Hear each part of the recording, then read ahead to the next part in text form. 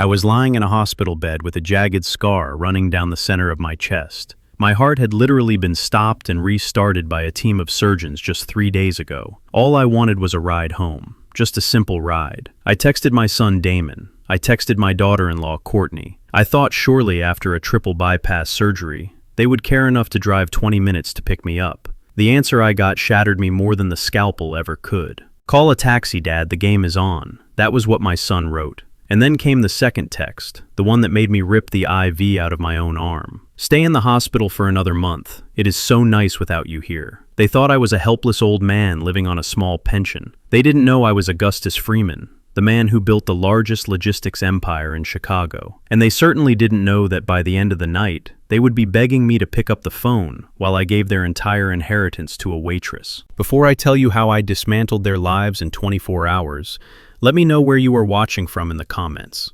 Hit like and subscribe if you believe that respect goes both ways. My name is Gus, and I am 70 years old. For 40 years, I was the ghost of the Chicago highways. I started with one rusted truck and built a fleet of 500. I moved steel, I moved grain, and I moved millions of dollars of freight. But 5 years ago, I sold it all. I walked away with $50 million in the bank.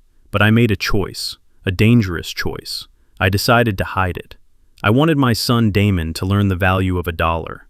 I wanted him to build his own life the way I built mine. So I pretended to be a pensioner. I pretended to live check to check. I moved into the in-law suite of the house I bought for him, and I let him think he was taking care of me. I thought I was teaching him humility. Instead, I was funding a monster. The room at Chicago General was cold. It smelled of antiseptic and floor wax. I hated it. The monitor next to my bed beeped with a steady rhythmic pulse. Beep, beep, beep. It was the only sound in the room. No flowers on the nightstand, no get-well-soon cards. Just me and the machines. Dr. Evans walked in with a clipboard. He was a young man too young to be cutting people open, in my opinion, but he had steady hands. "Good news, Mr. Freeman," he said, smiling. "Your recovery is remarkable for a man of your age. Your vitals are stable. The drainage tubes are out. If you have someone to monitor you at home, we can discharge you this afternoon." Home. The word felt warm in my chest, warmer than the heating pad they had given me. I wanted my own bed. I wanted to sit in my old armchair and watch the snow fall. I wanted to see my family. "Thank you, doctor," I said, my voice raspy from the intubation tube. "My son. He will come. He is a good boy." Dr. Evans nodded. "Great. Call them. Tell them to bring a warm coat. It is 5 degrees below zero out there." He left the room. I reached for my phone on the bedside table. My hand was shaking. It wasn't fear. It was the aftershock of the surgery. My chest felt like it had been kicked by a mule. Every breath was a negotiation with pain. I unlocked the screen. I opened the group chat. It was named Family Love.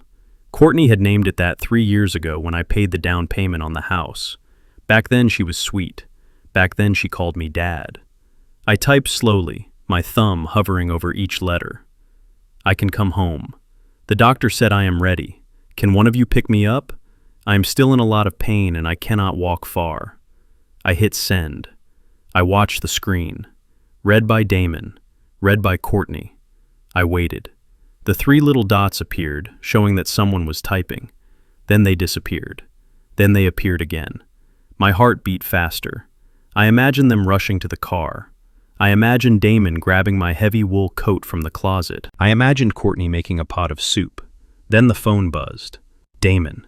Dad, seriously. The Bears game just started. It is the 4th quarter. Just call an Uber. It is like $20. I stared at the message. The Bears game. My heart surgery versus a football game. I felt a cold stone settle in my stomach. I typed back. "Son, I just had open heart surgery. I cannot sit in a taxi. I need help getting into the house. Please." I waited again. Maybe he was joking. Damon had a bad sense of humor sometimes. Then a message from Courtney popped up. Courtney. "Oh my God, Gus. We just deep cleaned the house. If you come back now, you are just going to make a mess with your medicines and your bandages. Honestly, the house feels so much bigger without you shuffling around." I blinked. I read it again, and then the kicker. She sent another message. "Courtney, why don't you tell the doctor you feel sick? Stay in the hospital for another month. It is so nice without you here. Enjoy the vacation." And she added a laughing emoji, a yellow face with tears of joy streaming down its cheeks. I dropped the phone on the sheets. "It is so nice without you here." The words echoed in my head louder than the heart monitor. For 3 years I had paid their mortgage anonymously through a shell company, so they thought they had a low interest rate. I paid for the groceries. I paid for Courtney's online business courses that she never finished. I paid for Damon's car insurance. And this was my return on investment. I looked out the window. The sky over Chicago was a bruised purple. The wind was howling against the glass. I closed my eyes. A single tear leaked out. It felt hot on my cheek. I wasn't crying because my chest hurt. I was crying because I realized I had failed. I had raised a son who would leave his father to freeze on a curb for a football game, and I had welcomed a woman into my home who viewed my existence as an inconvenience to her interior design. The pain in my chest changed. It wasn't the sharp sting of the incision anymore. It was a heavy, dull ache of finality. "I am not a burden," I whispered to the empty room. "I am Augustus Freeman." I sat up. The world spun. Black spots danced in front of my eyes. The pain in my sternum screamed at me to lie back down. "No," I said through gritted teeth. I grabbed the railing of the bed. I pulled myself up. My legs were weak, shaking like newborn colts. I stood there, swaying in my hospital gown, feeling the cold air hit my skin. I looked at the IV line still taped to the back of my hand. The nurse was supposed to take it out. I didn't call the nurse. I reached over with my other hand. I gritted my teeth. I pulled. A sharp pinch. A trickle of dark blood welled up on my skin. I grabbed a tissue from the box and pressed it down hard. I walked to the small closet in the corner of the room. My clothes were there. My old gray sweatpants, my flannel shirt, my worn-out sneakers. They looked like the clothes of a poor old man. That was the disguise I had chosen. I dressed slowly. Every button was a battle. Every movement sent a shockwave through my ribcage. But I didn't stop. I put on my coat. It was thin. It wasn't enough for the Chicago winter. I picked up my phone one last time. I looked at the family love group chat. Damon had sent a photo of the TV screen showing a touchdown. Courtney had hearted it. They were celebrating. They were happy. They thought the old man was tucked away in a hospital bed, safe and out of sight. I didn't reply. I didn't get angry. A strange, cold calm washed over me. It was the same calm I used to feel before I walked into a boardroom to buy out a competitor. It was the calm of a man who knows he holds all the aces. I put the phone in my pocket. I walked to the door. I didn't look back at the bed. I opened the door and stepped into the hallway. The nurse station was busy. Phones were ringing. Maya, the head nurse, looked up and saw me. Her eyes went wide. "Mr. Freeman," she said, dropping her pen.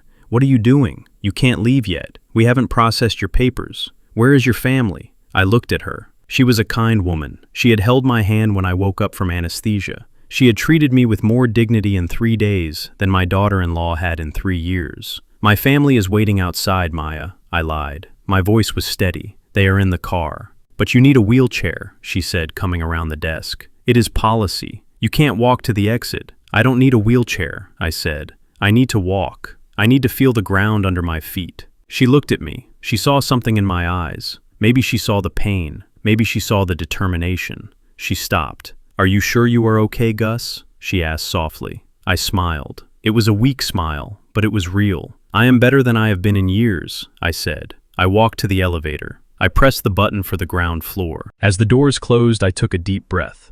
"Okay, Damon. Okay, Courtney. You want me to stay away. You want it to be nice without me. Be careful what you wish for." The elevator descended, going down, just like their future. I stepped out into the lobby. The automatic doors slid open, and the Chicago winter hit me like a physical blow. The wind bit through my thin coat. The snow swirled around my ankles. I stood on the sidewalk. I looked at the line of cars picking up patients. Families hugging, sons helping fathers, wives helping husbands. I was alone. I reached into my pocket and touched my wallet. Inside was a black American Express card that I hadn't used in 5 years. I raised my hand and hailed a yellow cab.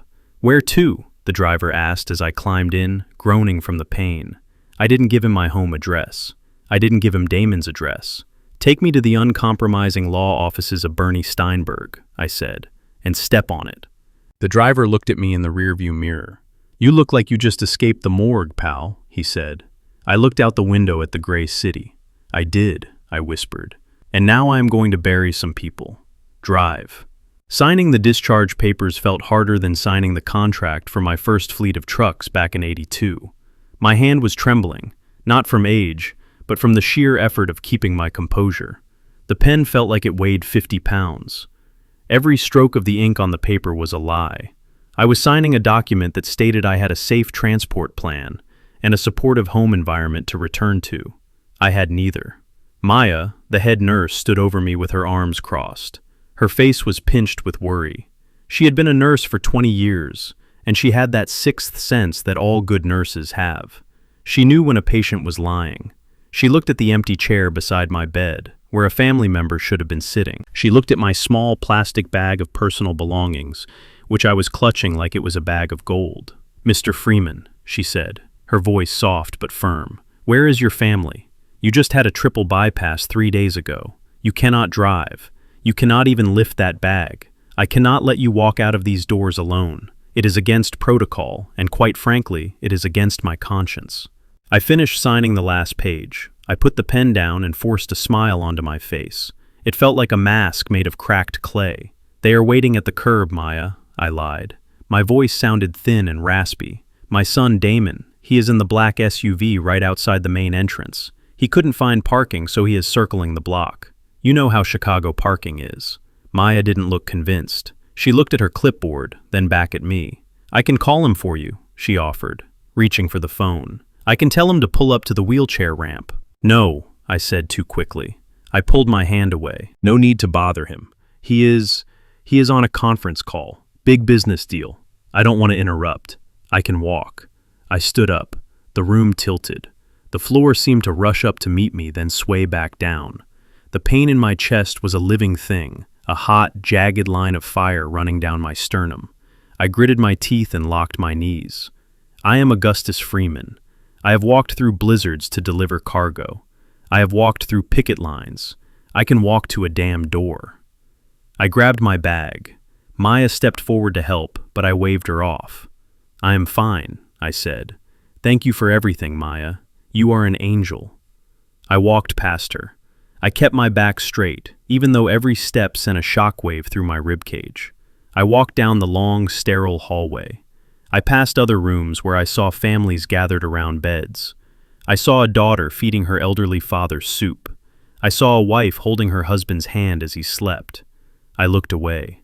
I couldn't bear to watch it. It was like looking at a feast when you are starving to death. The elevator ride down to the lobby felt like a descent into hell. The reflection in the polished metal doors stared back at me. I looked old. My skin was gray. My eyes were sunken. I looked like exactly what Courtney had called me.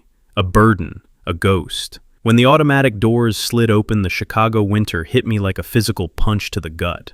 They call it the hawk, the wind that blows off Lake Michigan. That afternoon, the hawk was out for blood. The air was 5 degrees below zero, and the wind chill made it feel like 20 below. It cut right through my thin wool coat. It laughed at my scarf. It sought out the fresh incision on my chest and dug its icy claws in deep. I gasped. The cold air burned my lungs. I should have turned back. I should have gone to the lobby and called a car service. I had the money. I had the black card in my wallet. But I didn't. I stood there on the concrete, shivering uncontrollably. I wanted to punish myself. That is the truth. I stood in the freezing cold because I felt I deserved it. I had created this situation. I had raised Damon to be soft. I had given him everything I never had, and in doing so, I had taken away the one thing he needed: character. I had shielded him from the cold his whole life, so now I had to stand in it alone. I looked at the line of cars. A black SUV pulled up. My heart leaped for a second. Damon? No. It was for the woman standing next to me. A young man jumped out and wrapped a blanket around his mother's shoulders, helping her into the heated seat. "Here, Mom, let me get that," he said. I watched them drive away. The taillights blurred as my eyes filled with tears. The wind froze them to my cheeks instantly. I reached into my pocket and pulled out my phone. My fingers were numb. I told myself I was checking to see if Damon had texted back. Maybe he had changed his mind. Maybe the game was over. Maybe his conscience had woken up. I opened the phone. No texts. No missed calls. My thumb drifted to the Instagram icon. I don't know why. Maybe I was looking for pain. Maybe I needed to see the knife before I could pull it out. Courtney had posted a new story 5 minutes ago. I tapped the circle around her smiling face. The video played. The sound was loud. Laughter. Clinking glass. Jazz music playing in the background. It was my living room. The living room I had paid for. The fireplace was roaring. My fireplace. The camera panned around the room. It was spotless. They had indeed cleaned, but they hadn't cleaned for me. They had cleaned to erase me. Courtney's face filled the screen. She was holding a glass of vintage Cabernet. I recognized the bottle. It was a Chateau Margaux I had been saving for my 75th birthday. It cost $800. She took a sip and giggled.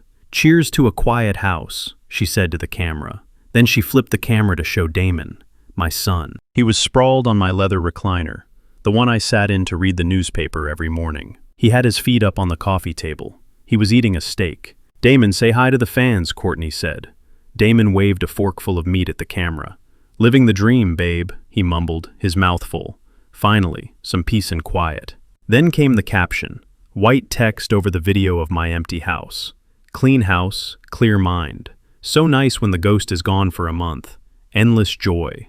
Ghost." She called me a ghost. Not Dad, not Gus. A ghost. Something dead. Something that haunts you.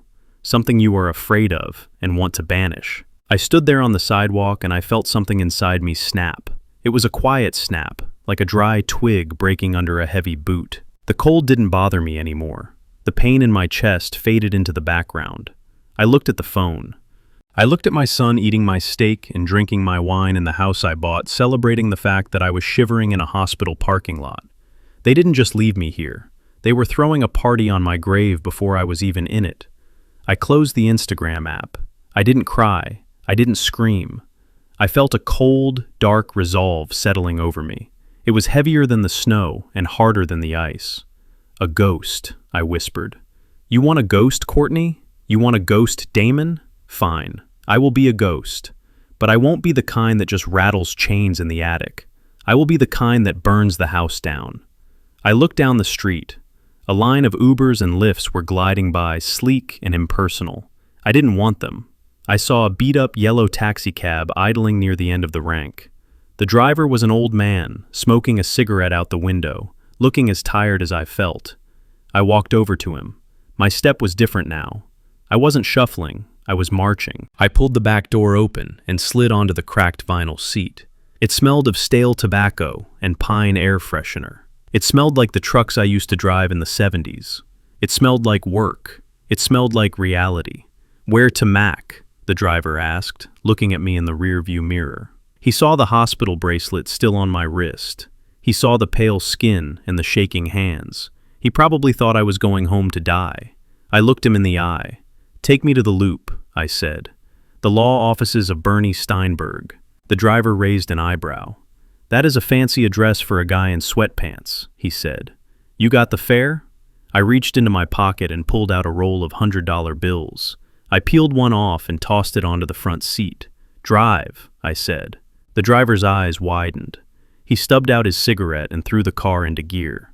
The taxi pulled away from the curb, leaving the hospital behind. I didn't look back. I didn't look at the window of the room where I had almost died. I looked forward, toward the city skyline, toward the office where my will was stored in a safe. The Augustus Freeman who entered that hospital 3 days ago was a father who wanted to be loved. The Augustus Freeman who left it was a businessman who was about to close a failing division. My heart was beating steady and strong. The surgeons had fixed the blockage in my arteries. Now I was going to fix the blockage in my life. "Turn up the heat," I told the driver. "I have a lot of work to do, and I need to thaw out." We merged onto the highway, the city lights blurring past us. I took one last look at my phone at the Family Love group chat. I pressed the button. Leave group. Delete conversation.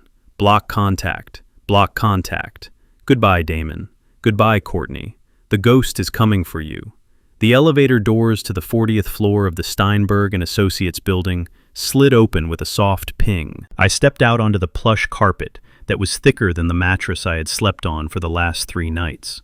The receptionist, a young woman with perfectly coiffed hair and a headset that cost more than my shoes, looked up.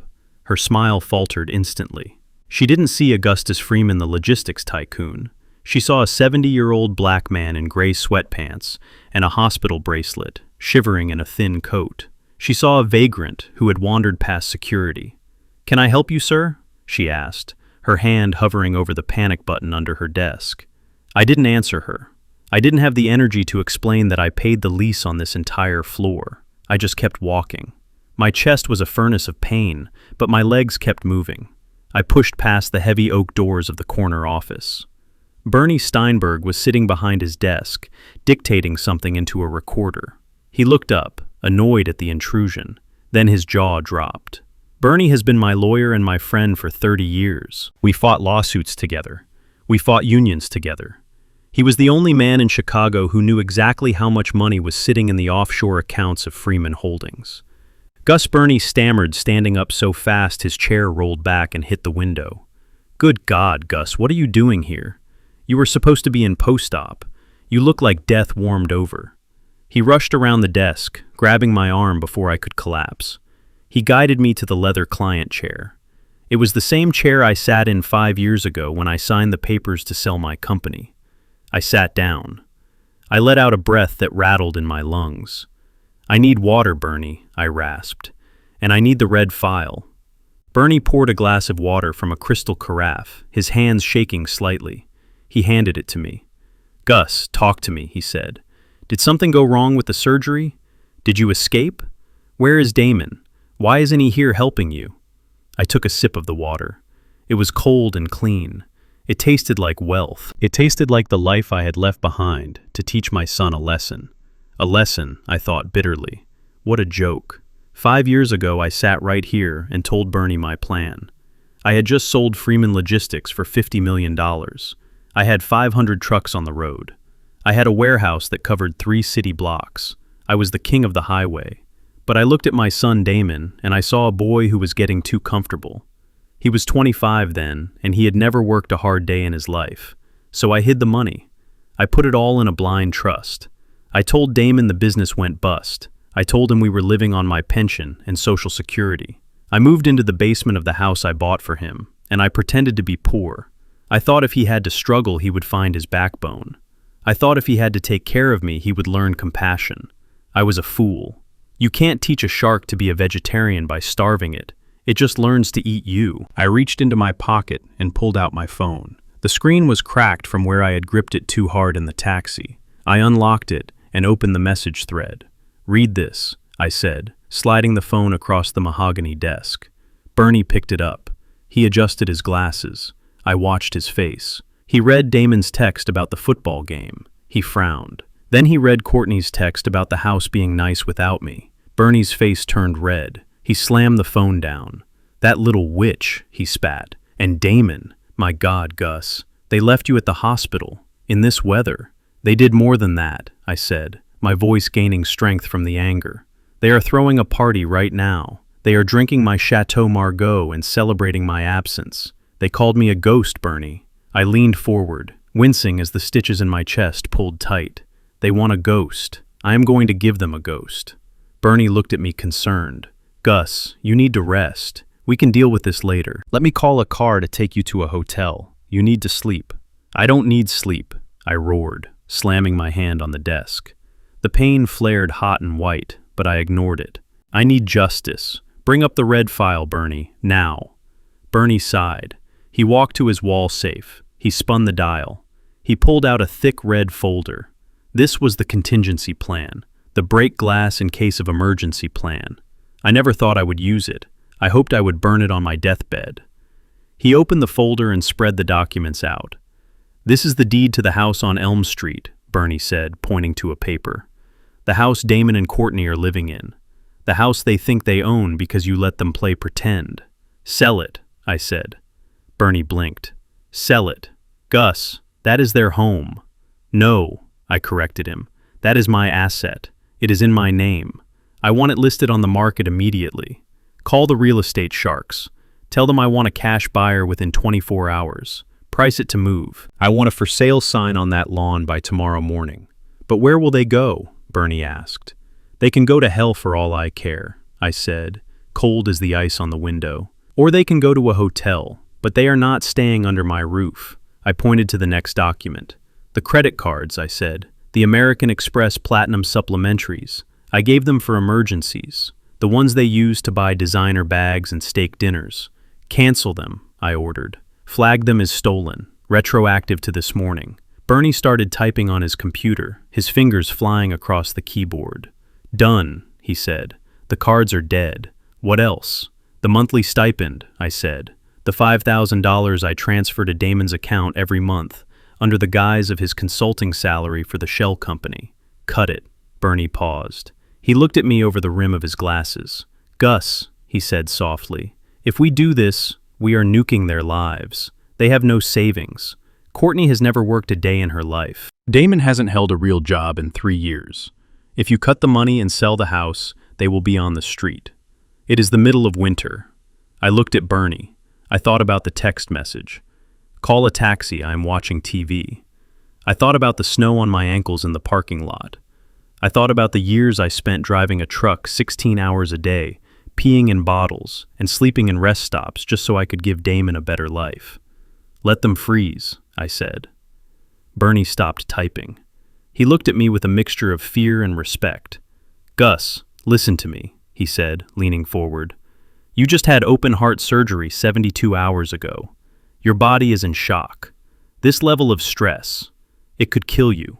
You need to calm down. You need to process this emotion. If you go through with this scorched earth policy, there is no going back. You are going to shock your system. Your heart can't take it. I laughed. It was a dry, hacking sound that hurt my throat. I stood up slowly, clutching the edge of the desk for support. I looked Bernie dead in the eye. Don't worry about my heart, Bernie, I said. My heart died about an hour ago when I read that text message in the hospital bed. The thing beating in my chest right now, it is just a pump. It is just machinery. I am running on batteries and hate now. I picked up the glass of water and finished it. Do it, Bernie. Execute the sale. Cancel the cards. And call the eviction team. I want the locks changed the minute they step out of that house. Bernie nodded slowly. He understood. The father was gone. The businessman was back. Consider it done, Augustus, he said. Good, I said, turning to the door. Now, if you will excuse me, I have to go to dinner. Dinner? Bernie asked, confused. Where are you going? The Ritz? No, I said, buttoning my thin coat over my hospital gown. I am going to the diner on 9th Street, the one near the warehouse district. But that is a dump, Bernie said. Why would you go there? Because I said opening the door. That is where I started. And that is where I need to be to remember who I really am. I need to smell the grease and the coffee. I need to remember what it feels like to be hungry. Because my son is about to find out exactly what hunger tastes like. I walked out of the office. The elevator was waiting. I stepped in, going down. Phase 1 was complete. The money was gone. The house was gone. Now it was time for Phase 2. Facing them. I checked my watch. It was 7 p.m. Damon and Courtney would be getting hungry soon. They would leave the house to find food because Courtney didn't cook. They would probably go to that trendy bar near the old district. Fate was a funny thing. I had a feeling I was going to see them tonight. And when I did, they wouldn't see a father. They would see a stranger with a checkbook and a heart of stone. The taxi driver looked at me in the rearview mirror as we pulled away from the gleaming glass tower of the law firm. He probably wondered why a man who could afford a penthouse lawyer was asking to be dropped off at a grease pit on the south side. The 9th Street Diner wasn't the kind of place you went for the ambiance. It was the kind of place you went when you had $5 in your pocket and 12 hours of driving ahead of you. It was where I ate my first meal in Chicago 40 years ago. It was where I signed the lease on my very first truck. I didn't go there for the nostalgia. I went there because I was starving. My body was screaming for fuel. The hospital food had been tasteless mush, and the adrenaline of the last 2 hours had burned through whatever reserves I had left. I needed soup. I needed heat. And I needed to be somewhere where nobody knew the name Augustus Freeman. Drop me here, I told the driver as we pulled up to the cracked sidewalk. The neon sign above the door flickered, buzzing like an angry hornet. Half the letters were burnt out, so it just read, D-N-E-R. I handed the driver another $100 bill. "Keep the change," I said. He looked at the bill, then at my hospital bracelet. "Good luck, pal," he muttered before speeding off, leaving me in the slush. I stood there for a moment, pulling my thin coat tighter around my throat. The wind was relentless. I pushed open the heavy glass door and the smell hit me instantly. Stale cigarette smoke, even though smoking had been banned for years. Burnt bacon, cheap coffee. It smelled like home. It smelled like the struggle. I shuffled inside, my legs heavy as lead. The place was mostly empty. A few truckers sat at the counter, nursing coffees and staring at their phones. A couple of night shift workers were eating eggs in silence. I kept my head down. I didn't want to make eye contact. I just wanted a corner booth where I could sit and let the heat seep back into my bones. I pulled my wool beanie down low over my forehead and buried my chin in my scarf. To anyone looking, I was just another old man down on his luck. Maybe homeless, maybe crazy, probably both. I was heading toward a booth in the back when I heard it. It was a laugh, a shrill, piercing laugh that sounded like glass breaking. I froze. My hand gripped the back of a vinyl chair so hard my knuckles turned white. I knew that laugh. I had heard that laugh for 3 years at every Thanksgiving dinner, at every Christmas morning, at every birthday party where I handed over a check. Courtney.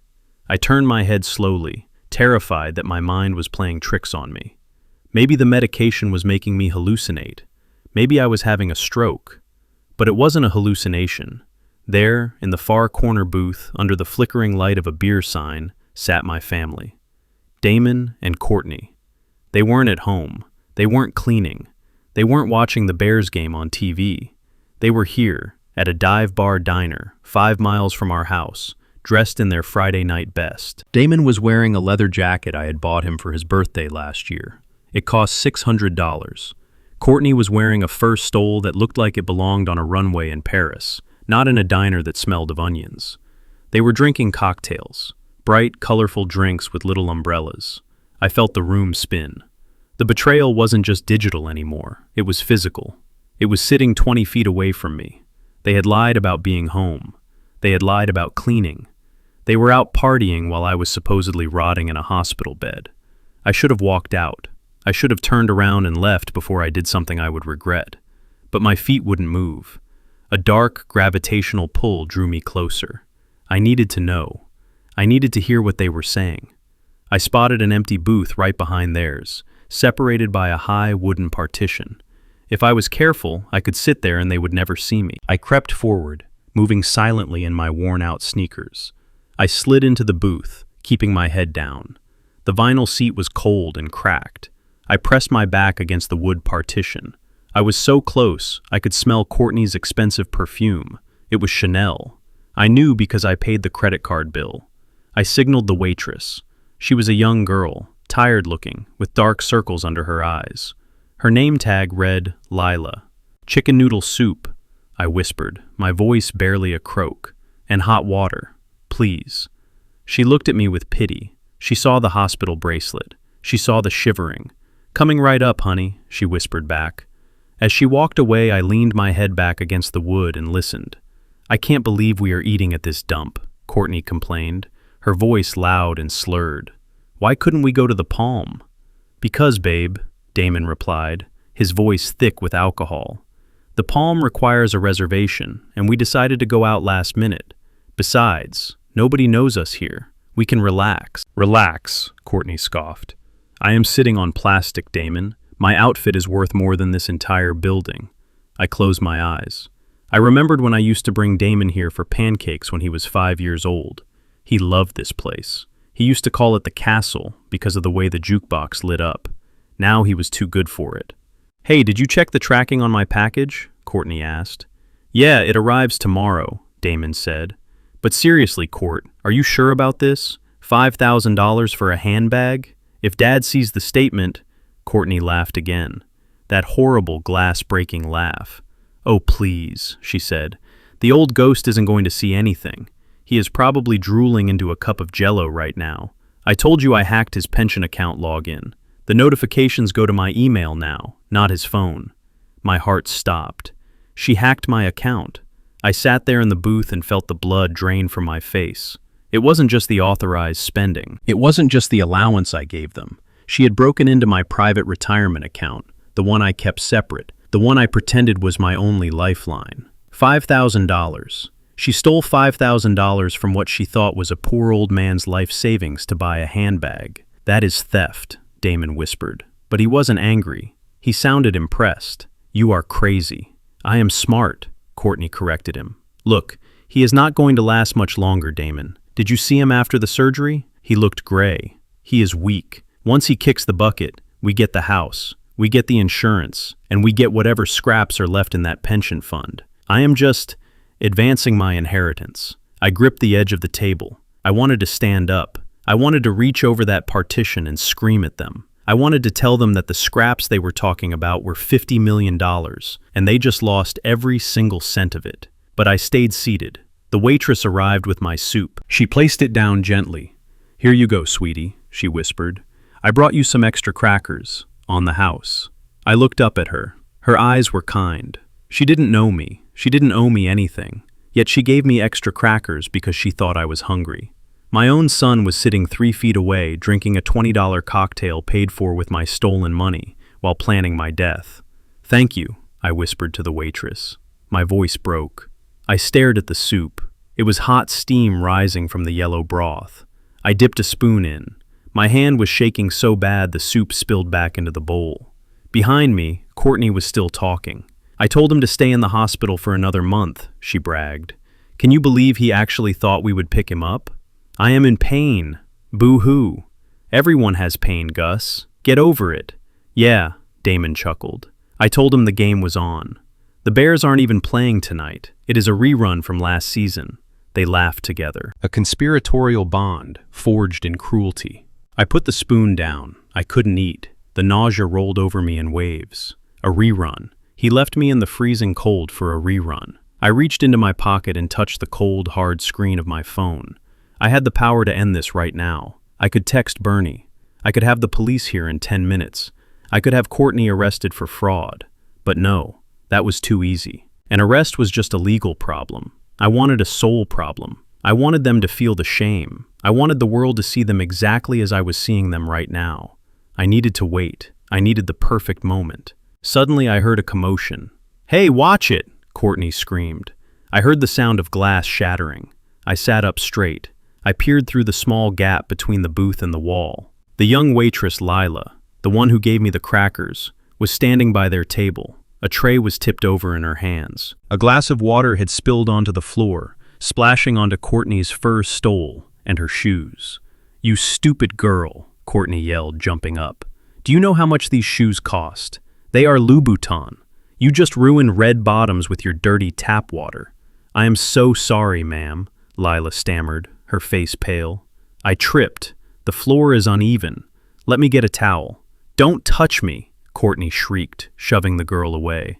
You are clumsy and you are incompetent. I want to speak to your manager. I want you fired. And you are going to pay for these shoes. $2,000. Right now. $2,000, Lila whispered, tears welling up in her eyes. I don't have that kind of money, please. I have a sick mother. I need this job. Damon laughed. He didn't help the girl. He leaned back and lit a cigarette, ignoring the no smoking sign. Well, you should have thought about that before you splashed royalty, he sneered. If you don't have cash, maybe you can crawl under the table and lick them clean. That might be worth a discount. The cruelty was breathtaking. It was absolute. I sat there, and I realized that my son wasn't just weak. He was rotten. The fruit hadn't just fallen far from the tree, it had rolled into the sewer. I looked at the weeping waitress. I looked at my son blowing smoke rings. I looked at Courtney, checking her makeup in her phone reflection, ignoring the human being she was destroying. The time for hiding was over, but the time for the reveal, that had to be theatrical. I reached into my pocket. I bypassed my wallet with the few dollar bills I kept for show. I reached into the hidden zippered pocket on the inside of my coat. I pulled out the envelope I had taken from Bernie's safe. It contained $10,000 in cash, emergency money. I took a deep breath. My chest hurt, but but my resolve was stronger than steel. I am not a ghost, I thought, standing up. I am the judge, and court is now in session. I pulled my hat down low. I turned up my collar. I picked up my soup bowl and walked toward their table, not as a father, but as a stranger with a verdict to deliver. I held my bowl of soup like a shield as I approached their booth. My steps were slow and deliberate, the shuffle of a man who had been beaten down by life, which wasn't far from the truth. I was only 10 feet away when the disaster happened. It was a small thing, really, a cosmic accident. Lila, the young waitress, looked exhausted. She was balancing a heavy tray of drinks on one arm and trying to clear a dirty plate from the table next to them with the other. As she turned, her elbow bumped against the wooden partition.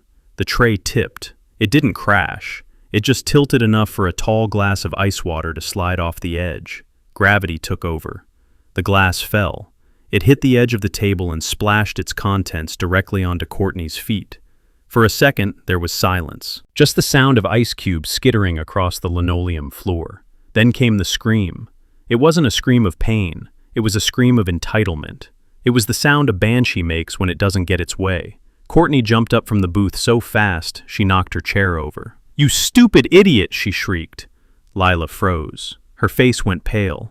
"I am so sorry, ma'am," she stammered, reaching for a napkin. "Let me dry that for you." "Don't you touch me," Courtney yelled. She pulled her leg back and then she kicked out. She kicked the waitress in the shin. I watched in horror, but that wasn't the end of it. Courtney reached out and slapped the girl. The sound was sickening, a sharp, wet crack that echoed through the quiet diner. Lila's head snapped to the side. She dropped the tray she was holding. Plates shattered, fries scattered everywhere. Lila brought her hand up to her cheek, tears instantly springing to her eyes. "You ruined my shoes!" Courtney screamed, pointing at her feet. "Look at them! These are Christian Louboutin. They are red bottoms, you incompetent trash. Do you know how much these cost? $2,000. You just poured tap water on $2,000 worth of Italian leather." I stood in the aisle, clutching my soup. I looked at the shoes. I recognized them. I had seen the charge on my credit card statement last month. A charge labeled office supplies that I had let slide because I was trying to be a generous father. Damon didn't stand up. He didn't try to calm his wife down. He just sat there, sipping his cocktail, looking bored. "Babe, calm down," he said lazily. "You are making a scene." "I am not calming down," Courtney raged. She turned to the counter. "Manager! Where is the manager?" A heavy-set man in a grease-stained apron came rushing out of the kitchen. He looked terrified. He saw the broken plates. He saw the screaming woman in the fur stole. He saw the expensive car keys on the table. He made a quick calculation. "What is the problem here, folks?" the manager asked, wiping his hands on a rag. "Your employee just assaulted me," Courtney lied. Her voice was shrill. "She threw water on me and ruined my designer heels. I want her fired, right now, and I want compensation." The manager turned to Lila. Lila was shaking, sobbing quietly. "Lila, is this true?" the manager asked. "It was an accident, Mr. Henderson," Lila whispered. "I tripped. I am sorry. I will clean it up." "You are damn right you will clean it up," Courtney spat. "But that is not enough. Those shoes are ruined. Water stains don't come out of suede. You owe me $2,000. $2,000, Lila gasped. Her eyes went wide with panic. "Ma'am, I don't have that money. I make $4 an hour plus tips." "Not my problem," Courtney sneered. The manager looked at Courtney, then at Lila. He was a coward. He didn't want to lose a wealthy customer. "Look, miss," he said to Courtney, "I can comp your meal, but I can't make her pay $2,000. She doesn't have it." "Then fire her," Courtney demanded. "Fire her, or I will sue this dump into the ground. I will write reviews that will shut you down in a week. Do you know who I am? My father-in-law owns half the logistics in this city." I flinched. She was using my name. She was using the reputation I built with sweat and blood to terrorize a waitress in a diner. The manager sighed. He looked at Lila. "I am sorry, Lila," he said. "You are causing too much trouble. Hand in your apron. You are done." Lila dropped to her knees. She ignored the broken glass cutting into her uniform. She clasped her hands together. "Please, Mr. Henderson," she begged. "Please don't fire me. My mom is in the hospital. She starts chemo next week. I need the insurance. I need the paycheck. If I lose this job, we lose the apartment. Please, I will work for free. Just don't fire me. My heart hammered in my chest. A sick mother, hospital bills, the fear of losing a home. This girl was living the reality I had pretended to live for 5 years, and she was facing it with more dignity on her knees than my son was sitting in his leather jacket. Courtney laughed. She actually laughed. "Oh, here comes the sob story," she mocked. "My mom is sick. My dog died. Save it for the jury, honey. You ruined my property. Pay up or get out." Then Damon spoke. He leaned forward, resting his elbows on the table. He looked down at the girl kneeling in the spilled water and French fries. He swirled the ice in his drink. "Tell you what," he said, his voice smooth and cruel, the voice of a man who has never suffered. "If you don't have the cash, there is another way you can pay." He pointed to Courtney's wet shoe. "Those shoes are imported," he said. "We don't want water spots on them, so why don't you crawl over here and lick them clean?" The diner went deadly silent. Even the cook in the back stopped scraping the grill. Lila looked up at him, horrified. "What?" "You heard me," Damon said, grinning. "Use your tongue. Lick the water off. If you do a good job, maybe we will forget about the $2,000. Consider it a tip." He laughed. A low, dark sound. Courtney joined in, giggling like a schoolgirl. That was the moment. That was the exact second the last thread of affection I held for my son snapped. It didn't just break, it disintegrated. I wasn't looking at my son anymore. I was looking at a monster, a bully, a weak, pathetic man who got off on humiliating people he thought were beneath him. I set my soup bowl down on an empty table. I didn't care about the hunger anymore. The rage was feeding me. I reached into the inside pocket of my coat. I felt the thick envelope of cash I had taken from Bernie's safe. $10,000, all in hundreds. I pulled my scarf up over my nose. I pulled my beanie down to my eyebrows. I hunched my shoulders. I walked over to their table. My shadow fell over them. Damon looked up, annoyed. Courtney looked disgusted. "What do you want, old man?" Courtney snapped. "Can't you see we are busy?" I didn't speak. Not yet. I looked at Lila, still kneeling on the floor, crying silently. I reached down and took her arm. My grip was firm. "Get up, child," I rasped. My voice was a wreck from the intubation tube. It sounded like gravel grinding in a mixer. It didn't sound like Gus Freeman. It sounded like death. Lila looked at me confused, but she stood up. I turned to Courtney. I looked at those red-bottomed shoes, the shoes bought with my stolen money. I reached into my coat and pulled out the stack of bills. It was a brick of cash. Damon's eyes went wide. He sat up straight. The boredom vanished instantly, replaced by greed. I threw the money on the table. It landed with a heavy thud, right in the middle of their drinks. "Here," I growled. My voice was barely a whisper, but it carried the weight of a judge passing a sentence. $10,000. For the shoes. Courtney stared at the money. She reached out and touched it, as if checking if it was real. She fanned the bills. Her anger evaporated, instantly replaced by a predatory smile. "Whoa," she said, looking at me. "Who are you?" "I am nobody," I said. "Just a ghost passing through." I pointed a shaking finger at Lila. "Leave the girl alone," I said. "She has paid her debt." Damon reached for the money. He grabbed a handful of bills. "Well, look at that," he chuckled. "The hobo has cash. Where did you get this, old-timer? Did you rob a bank? Or did you win the lottery?"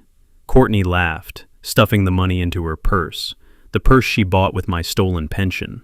"He probably stole it from under someone's mattress," she said. "But money is money."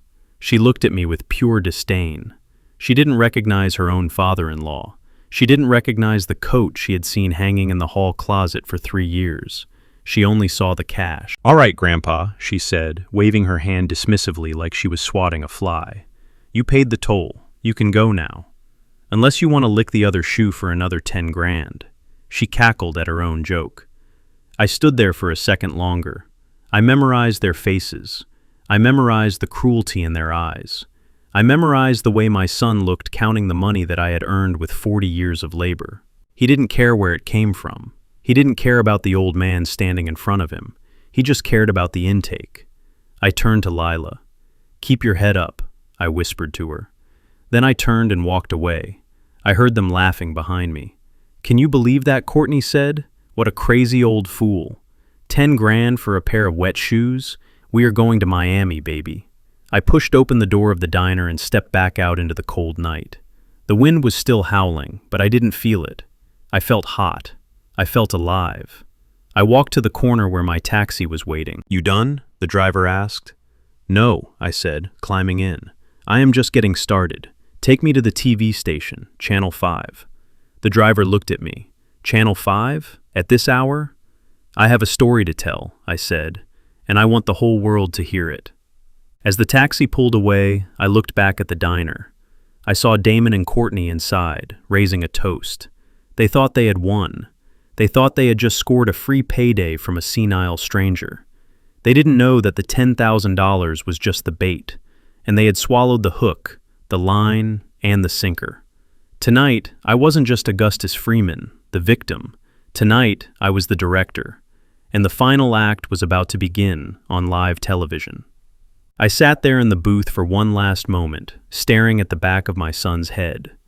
He was laughing at something Courtney had said, probably another joke about how stupid the waitress was, or how easy it was to take money from a senile old man. They were drunk on their own cruelty. They had $10,000 in cash, sitting in a designer purse, and they thought they were the kings of Chicago. They didn't know that $10,000 was just the appetizer. The main course was sitting right under my coffee cup. I reached into my inner coat pocket and pulled out my checkbook. It was a sleek, black leather book that felt heavy in my hand. It wasn't the checkbook I used for groceries. It wasn't the account Courtney had hacked. This was the Freeman Trust account, the one that Bernie managed, the one that held the weight of an empire. I uncapped my pen. My hand didn't shake. The tremors from the surgery, the cold and the shock were gone, replaced by a clarity that was sharp as a razor blade. I wrote the date. I wrote the name Lila Jenkins, and then I wrote the numbers. 1000000. $1 million. I looked at the number. It was a lot of money. To most people, it was a lifetime of security. To me, it was the price of a lesson. It was the cost of waking up from a 5-year nightmare. I signed my name at the bottom. Not Gus, but Augustus Freeman. The signature was bold and sweeping, the same signature that had authorized the purchase of fleets of trucks and massive warehouses. I folded the check carefully. I didn't want her to see it right away. I placed it under the napkin next to my empty soup bowl. I weighed it down with the salt shaker. I stood up. My knees popped, but I didn't feel the pain. I felt light. I felt like I was floating. I pulled my scarf up tight, but as I turned to leave, I made a calculated decision. I reached up and adjusted my beanie, pushing it back just enough to expose my face, just enough for the security camera mounted above the cash register to get a clear look. I walked past Damon and Courtney's table one last time. They didn't look up. They were too busy taking selfies with their cocktails. I was invisible to them. I was just background noise in the movie of their lives. "Enjoy the drinks," I whispered under my breath. "They are the last ones you will ever taste on my dime." I pushed open the door and stepped out into the night. The taxi was waiting. The ride to the city center took 30 minutes. As we crossed the bridge, the skyline of Chicago rose up to meet me, glittering like a crown of diamonds against the velvet sky. This was my city. I had helped build it, and for too long, I had been hiding in its shadows. The taxi pulled up to the Millennium Tower. The doorman, a man named Henry, who had worked there for 20 years, rushed to open the door. He didn't see a homeless man. He saw the owner of the penthouse. "Mr. Freeman," Henry said, his eyes wide with concern. "We didn't expect you. Are you all right? You look—" "I am fine, Henry," I interrupted, handing him a $100 bill. "Just tired. Please don't announce me to anyone." I walked through the marble lobby. The air smelled of lilies and expensive polish. It was a stark contrast to the grease and despair of the diner. I took the private elevator to the 60th floor. As the doors closed, I leaned my head back against the mirrored wall. The adrenaline was starting to fade, and the exhaustion was creeping back in. My chest throbbed with a dull, heavy ache. The elevator opened directly into my penthouse. I stepped inside. The lights flickered on, automatically sensing my presence. It was a massive space. Floor-to-ceiling windows looked out over the frozen lake. White marble floors, modern art on the walls, leather furniture that cost more than the house Damon lived in. This was the secret I had kept for 5 years. This was the sanctuary I retreated to when the charade of being a poor pensioner became too much. But I had never stayed here for long. I always went back to the basement, back to the lie, because I thought it was the right thing to do for my son. I walked to the kitchen and poured myself a glass of water. I took my heart medication. Then I walked to the living room and sat down in the armchair that faced the city. I picked up the remote and turned on the massive 80-inch television mounted on the wall. I checked my watch. It had been 2 hours since I left the diner. It was time. I tuned into Channel 5 News. The anchor, a woman with severe hair and a serious expression, was shuffling papers on her desk.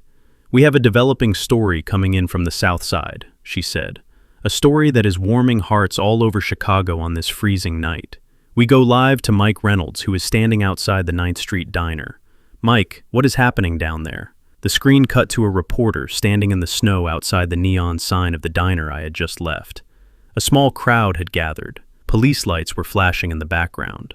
"Well, Diane," the reporter shouted over the wind, "it is an absolute frenzy down here. About 2 hours ago, a mysterious man walked into this diner, ordered a bowl of soup, and left a tip that has shocked the entire staff." The camera panned to show Lila standing in the doorway of the diner. She was wrapped in a blanket, her face puffy from crying. She was holding a piece of paper in her trembling hands. "This waitress, Lila Jenkins, was having a terrible night," the reporter continued. "Witnesses say she was harassed by a couple of customers and was on the verge of being fired. But then, an unknown patron stepped in. He left this." The camera zoomed in on the check in Lila's hands. The image was shaky, but the numbers were clear. $1 million. The anchor back in the studio gasped.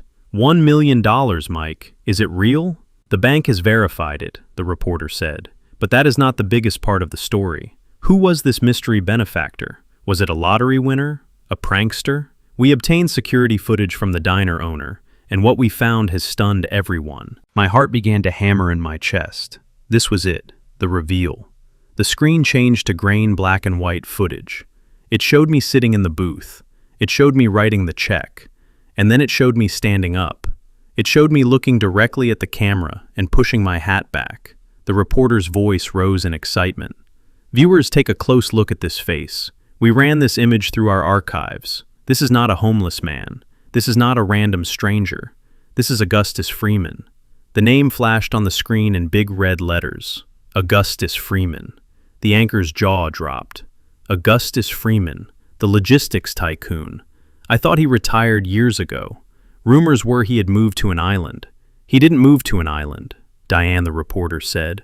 "He has been right here in Chicago. And tonight he came out of hiding to perform an act of incredible generosity. Augustus Freeman, the man who built an empire from a single truck, has just changed this young waitress's life forever." The camera went back to Lila. She was sobbing into the microphone. "I didn't know who he was," she cried. "He just looked so sad. He looked like he was cold. I gave him some crackers, and he saved my life. My mom can get her surgery now. I can keep my house. He is an angel." I watched the screen, my own eyes misting over. An angel. She called me an angel. But then the reporter turned the knife. "We also have reports that Mr. Freeman was witnessed having an altercation with a young couple at the diner earlier in the evening," the reporter said.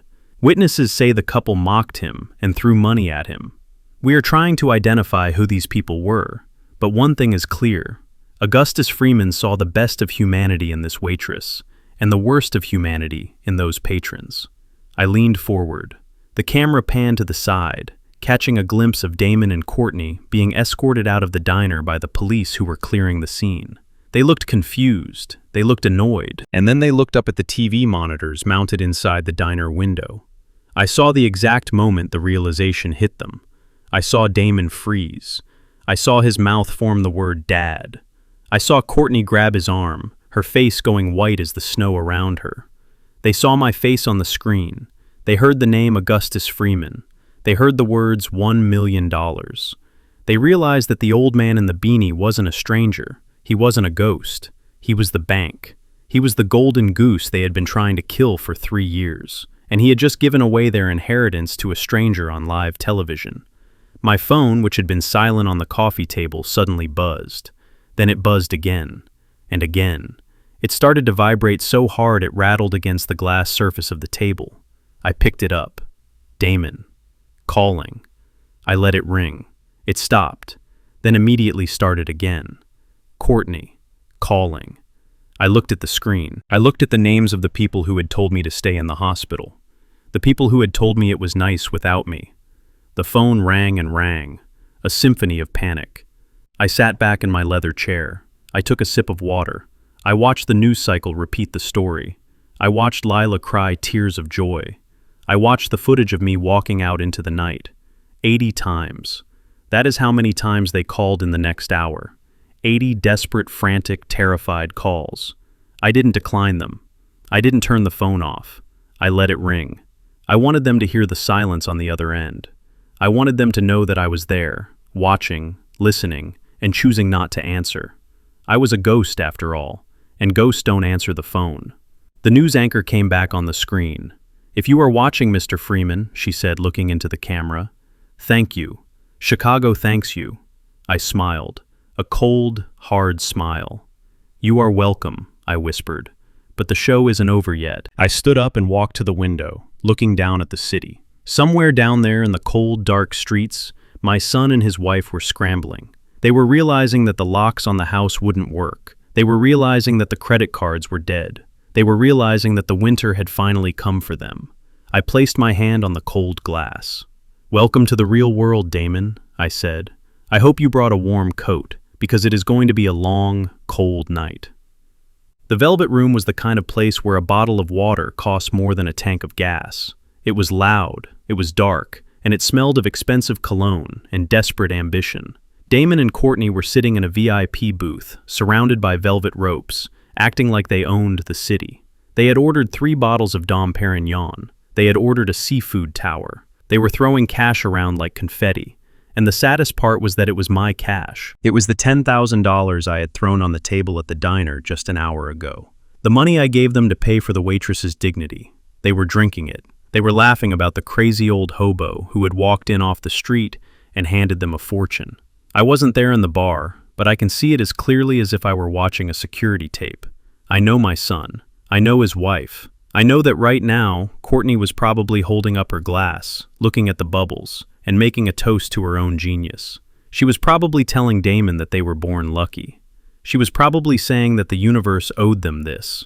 But the universe has a funny way of collecting its debts, and the bill collectors were about to arrive in the form of a 60-inch flat-screen television mounted above the bar. The music in the club was thumping, a heavy bass line that rattled the teeth. But then, it stopped. The DJ cut the sound. Usually, this means a celebrity has walked in or a fight has broken out. But tonight, the DJ got on the microphone. "Yo, everyone, look at the screens," the DJ said. "You aren't going to believe this. Some guy just tipped $1 million down the street." The massive screens behind the bar, which usually played abstract geometric shapes, switched to the live feed of Channel 5 News. The breaking news banner was bright red. "Miracle on 9th Street." The entire club turned to look. Drunks, socialites, bartenders, and bouncers. They all froze. Courtney swirled her champagne, looking bored. She didn't care about miracles. She only cared about herself. Damon glanced up, his eyes glassy from the alcohol. Then, the image changed. It showed the security footage from the diner. It showed a man in a hospital gown and a wool coat standing up from a booth. It showed him adjusting his beanie. It showed his face. Courtney froze. Her glass stopped halfway to her mouth. Damon squinted. He leaned forward. The news anchor's voice cut through the silence of the bar. "We have confirmed the identity of the mystery benefactor," the anchor announced. "He is not a homeless man. He is the reclusive billionaire and former logistics tycoon, Augustus Freeman." The name echoed through the club. Augustus Freeman. On the screen, a file photo of me from 10 years ago appeared next to the grainy security footage. I was wearing a suit. I looked younger, stronger, but the eyes were the same. The caption read, "Net worth estimated at $50 million. Courtney's hand went limp. The crystal champagne flute slipped from her fingers. It hit the edge of the glass table and shattered. Champagne sprayed over her dress, over the leather seats, over the pile of $100 bills they had spread out on the table. She didn't scream. She didn't move. She just stared at the screen, her mouth hanging open in a perfect O of horror. Damon stood up. He knocked his chair over. He looked like he had been shot. That is Dad," he stammered. He looked around the bar, as if waiting for someone to tell him it was a prank. He looked at the bartender. He looked at Courtney. "Courtney, that is Dad," he yelled, his voice cracking. "That is Augustus Freeman." Courtney turned slowly to look at him. Her face was pale, stripped of all its makeup and arrogance. $50 million, she whispered. The words came out like a choke. Damon grabbed his hair. He started pacing in the small VIP booth. "He told me he was a truck driver," Damon shouted. "He told me he was broke. He told me he lived on a pension. He made me pay for his cable bill, Courtney. He made me buy him generic brand cereal." He looked back at the screen, where the reporter was talking about my empire. "He owns the logistics company?" Damon whispered, the reality crashing down on him like a falling shipping container. "I applied for a job there 5 years ago. I got rejected. My own father owns the company?" Then, the memory hit them. It hit them harder than the alcohol. They remembered the hospital, the text messages, "Call a taxi, I'm watching TV." They remembered the diner, the shoes, the water. They remembered telling the old man, the man worth $50 million, to lick the floor. Courtney let out a sound that was half sob, half scream. She grabbed her purse, the purse she had bought with my stolen money. "Call him," she shrieked. "Damon, call him right now." Damon fumbled for his phone. His hands were shaking so badly he dropped it on the wet floor. He scrambled to pick it up, wiping the champagne off the screen with his sleeve. He dialed my number. Back in my penthouse, 60 floors above them, the silence was beautiful. I was sitting in my leather armchair, a cup of chamomile tea steaming in my hand. I was looking out at the city lights, feeling the warmth return to my body. Then, the silence was broken. Buzz, buzz, buzz. My phone was sitting on the coffee table. The screen lit up. The picture of Damon flashed. It was a picture of him from his college graduation, smiling, full of promise. A promise he had broken a long time ago. I watched it ring. I took a sip of tea. It was hot. It was soothing. The ringing stopped. Then it started again instantly. Buzz, buzz, buzz. This time it was Courtney. I imagined the panic in that bar. I imagined them screaming at each other. I imagined the realization sinking in that they had just bitten the hand that fed them, and they had bitten it right off. A text message popped up on the screen. "Daddy, please pick up. We are so worried about you. We saw the news. Are you okay? Where are you?" I laughed, a dry, humorless chuckle. Daddy. She hadn't called me Daddy since she wanted me to pay for her wedding dress. Another text. "Dad, it was a joke. The text at the hospital was a joke. We were on our way to get you, but we got a flat tire. Please call me back." A flat tire. They were lying even now. Even while drowning, they were still trying to swim with weights on their ankles. Buzz, buzz, buzz. Damon again. "Dad, I love you. Please. I didn't know. Why didn't you tell us? We are family. We need to talk. Family." The word looked strange on the screen. Family doesn't leave you to freeze. Family doesn't mock you when you are down. Family doesn't steal from your retirement fund to buy shoes. I watched the number of missed calls climb. 10, 20, 30. I poured myself another cup of tea. 40, 50. My phone was vibrating so hard it was dancing across the glass table. It was a frantic, desperate dance. It was the sound of greed, panic-stricken. They weren't calling because they loved me. They were calling because they loved the $50 million they just realized they had lost. 60, 70. I picked up the remote and turned up the volume on the TV. The reporter was interviewing the owner of the diner now. He was saying what a nice, quiet man I was. 80 calls. 80 times they tried to reach the ghost. I finally reached out and picked up the phone. I didn't slide the bar to answer. I pressed the side button. Silence. The ringing stopped. The screen went dark. I looked at my reflection in the black glass of the phone. I looked tired.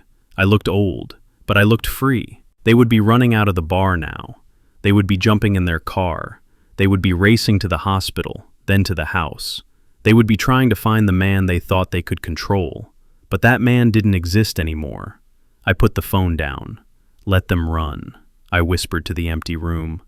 "Let them run until their lungs burn. Let them run until they realize that no matter how fast they go, they can never outrun what they did tonight." I stood up and walked to the window. Far below, in the grid of the city, I saw the tiny red lights of cars moving through the snow. One of them was probably my son, driving like a maniac, trying to salvage a fortune he had already spent. I took a deep breath. "Sleep well, Damon," I said, "because tomorrow the eviction notice arrives, and tomorrow the real education begins." I sat in my penthouse watching the GPS tracker on my phone. The little blue dot representing Damon's car was moving at 80 miles an hour down the interstate. They were racing toward the hospital. They were breaking speed limits and running red lights, not because they were worried about my heart, but because they were worried about my wallet. I could imagine the scene inside that car. The screaming, the blame, the panic.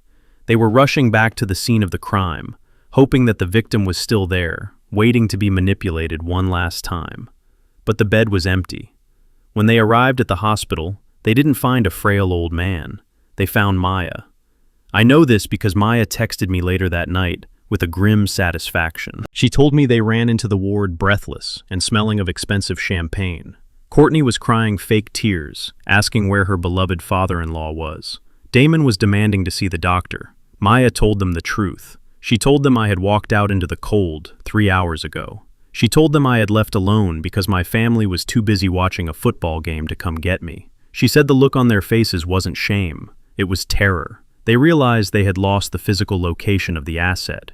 They realized I was loose in the city with $50 million and a grudge. The blue dot on my phone screen spun around. They were leaving the hospital. They were heading for the only other place they thought I could be. The house on Elm Street. The house they called theirs. The house where they had laughed at me on Instagram just a few hours before. I took a sip of tea and waited. I had timed this perfectly. Bernie was already there. The drive to the house usually took 30 minutes. Damon made it in 15. I watched the dot pull into the driveway. I closed my eyes and let myself imagine the cold wind hitting their faces as they stepped out of the warm car. They probably expected to see lights on. They probably expected to find me sitting in the kitchen waiting for an apology so I could hand over the checkbook. Instead, they found darkness. The house was pitch black. I had instructed the power company to cut the service an hour ago.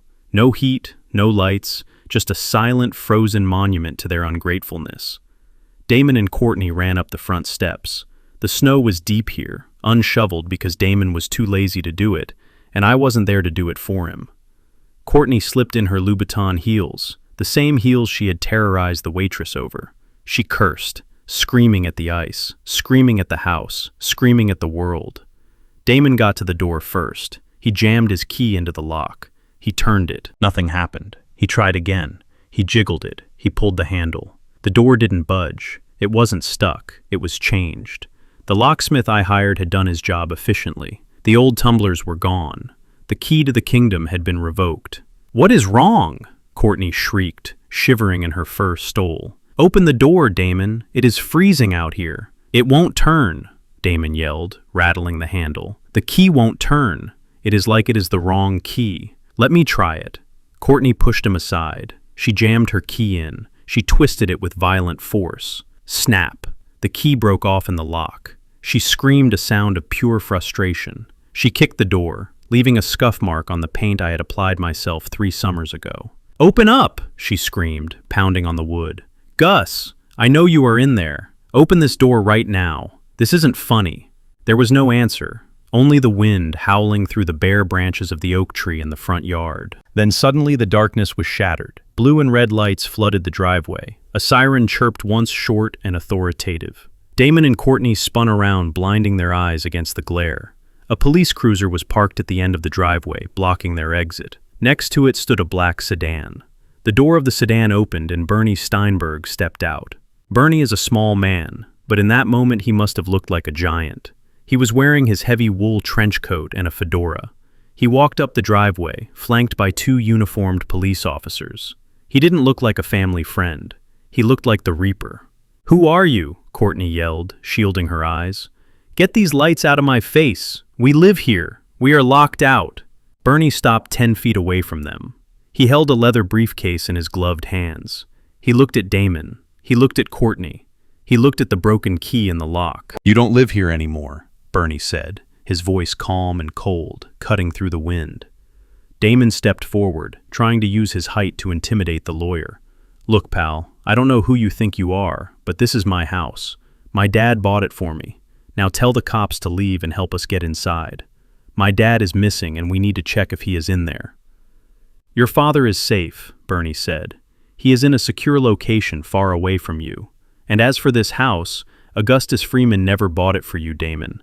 He bought it for himself. Your name isn't on the deed. Your name isn't on the mortgage. Your name isn't even on the utility bills." Damon's face went pale in the flashing police lights. He knew it was true. I had always told him I would put it in his name eventually, but I never did. I kept control, because I knew deep down that a day like this might come. "That is a lie," Courtney screamed. "We have lived here for 3 years. This is our home. My clothes are in there. My jewelry is in there. You can't just lock us out. That is illegal. Squatters' rights. I know the law." Bernie laughed. It was a dry, harsh sound. "You are not squatters, Mrs. Freeman," Bernie said. "You are guests. Guests who have overstayed their welcome. And as for the law, I suggest you look at this." Bernie opened his briefcase. He pulled out a document stamped with the official seal of the Cook County Sheriff's Department. He handed it to one of the officers who stepped forward and presented it to Damon. "What is this?" Damon whispered, his hands shaking so hard he could barely hold the paper. "It is an emergency eviction order granted by a judge about an hour ago," Bernie explained, "based on credible threats of elder abuse, financial theft, and malicious negligence." "Elder abuse," Courtney gasped. "That is insane. We never touched him." "Negligence," Bernie corrected. "You left a man who just had open-heart surgery stranded in a freezing parking lot while you went drinking. You stole money from his accounts, and you publicly mocked him on social media, wishing him dead so you could inherit his property." Bernie paused, letting the words sink in. The judge found the evidence quite compelling, especially the Instagram video where you called him a ghost. "Well, congratulations. The ghost has haunted the house. He has reclaimed it." Damon looked at the paper. He looked at the house. He looked at the police officers who were now resting their hands on their belts, waiting for a reason to intervene. But where are we supposed to go?" Damon asked, his voice breaking. "It is 5 degrees below zero. We have no clothes. We have nothing." Bernie checked his watch. He looked bored. "That sounds like a personal problem," he said. "You are young. You are healthy. Or at least you were healthy enough to drink 3 bottles of champagne an hour ago. I am sure you can figure it out." He pointed to the street. "But you cannot stay here. If you remain on this property for another 5 minutes, these officers will arrest you for criminal trespassing." Courtney lost it. She lunged at Bernie. "You evil little lawyer," she shrieked. "You can't do this. I will sue you. I will call the press." The police officer stepped in front of her, blocking her path. "Ma'am, take a step back," he warned. "Do not make this harder than it needs to be." Courtney looked at Damon.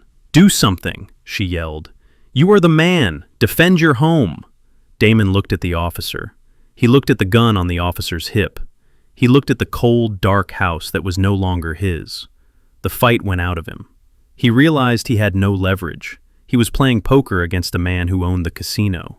"Come on, Court," Damon whispered, grabbing her arm. "Let's go." "Go where?" she screamed, pulling away. "I don't know," Damon said, tears freezing on his cheeks. "Just away, before we get arrested." He dragged her toward the car. She fought him, screaming obscenities, cursing my name, cursing Bernie, cursing the waitress. Bernie watched them go.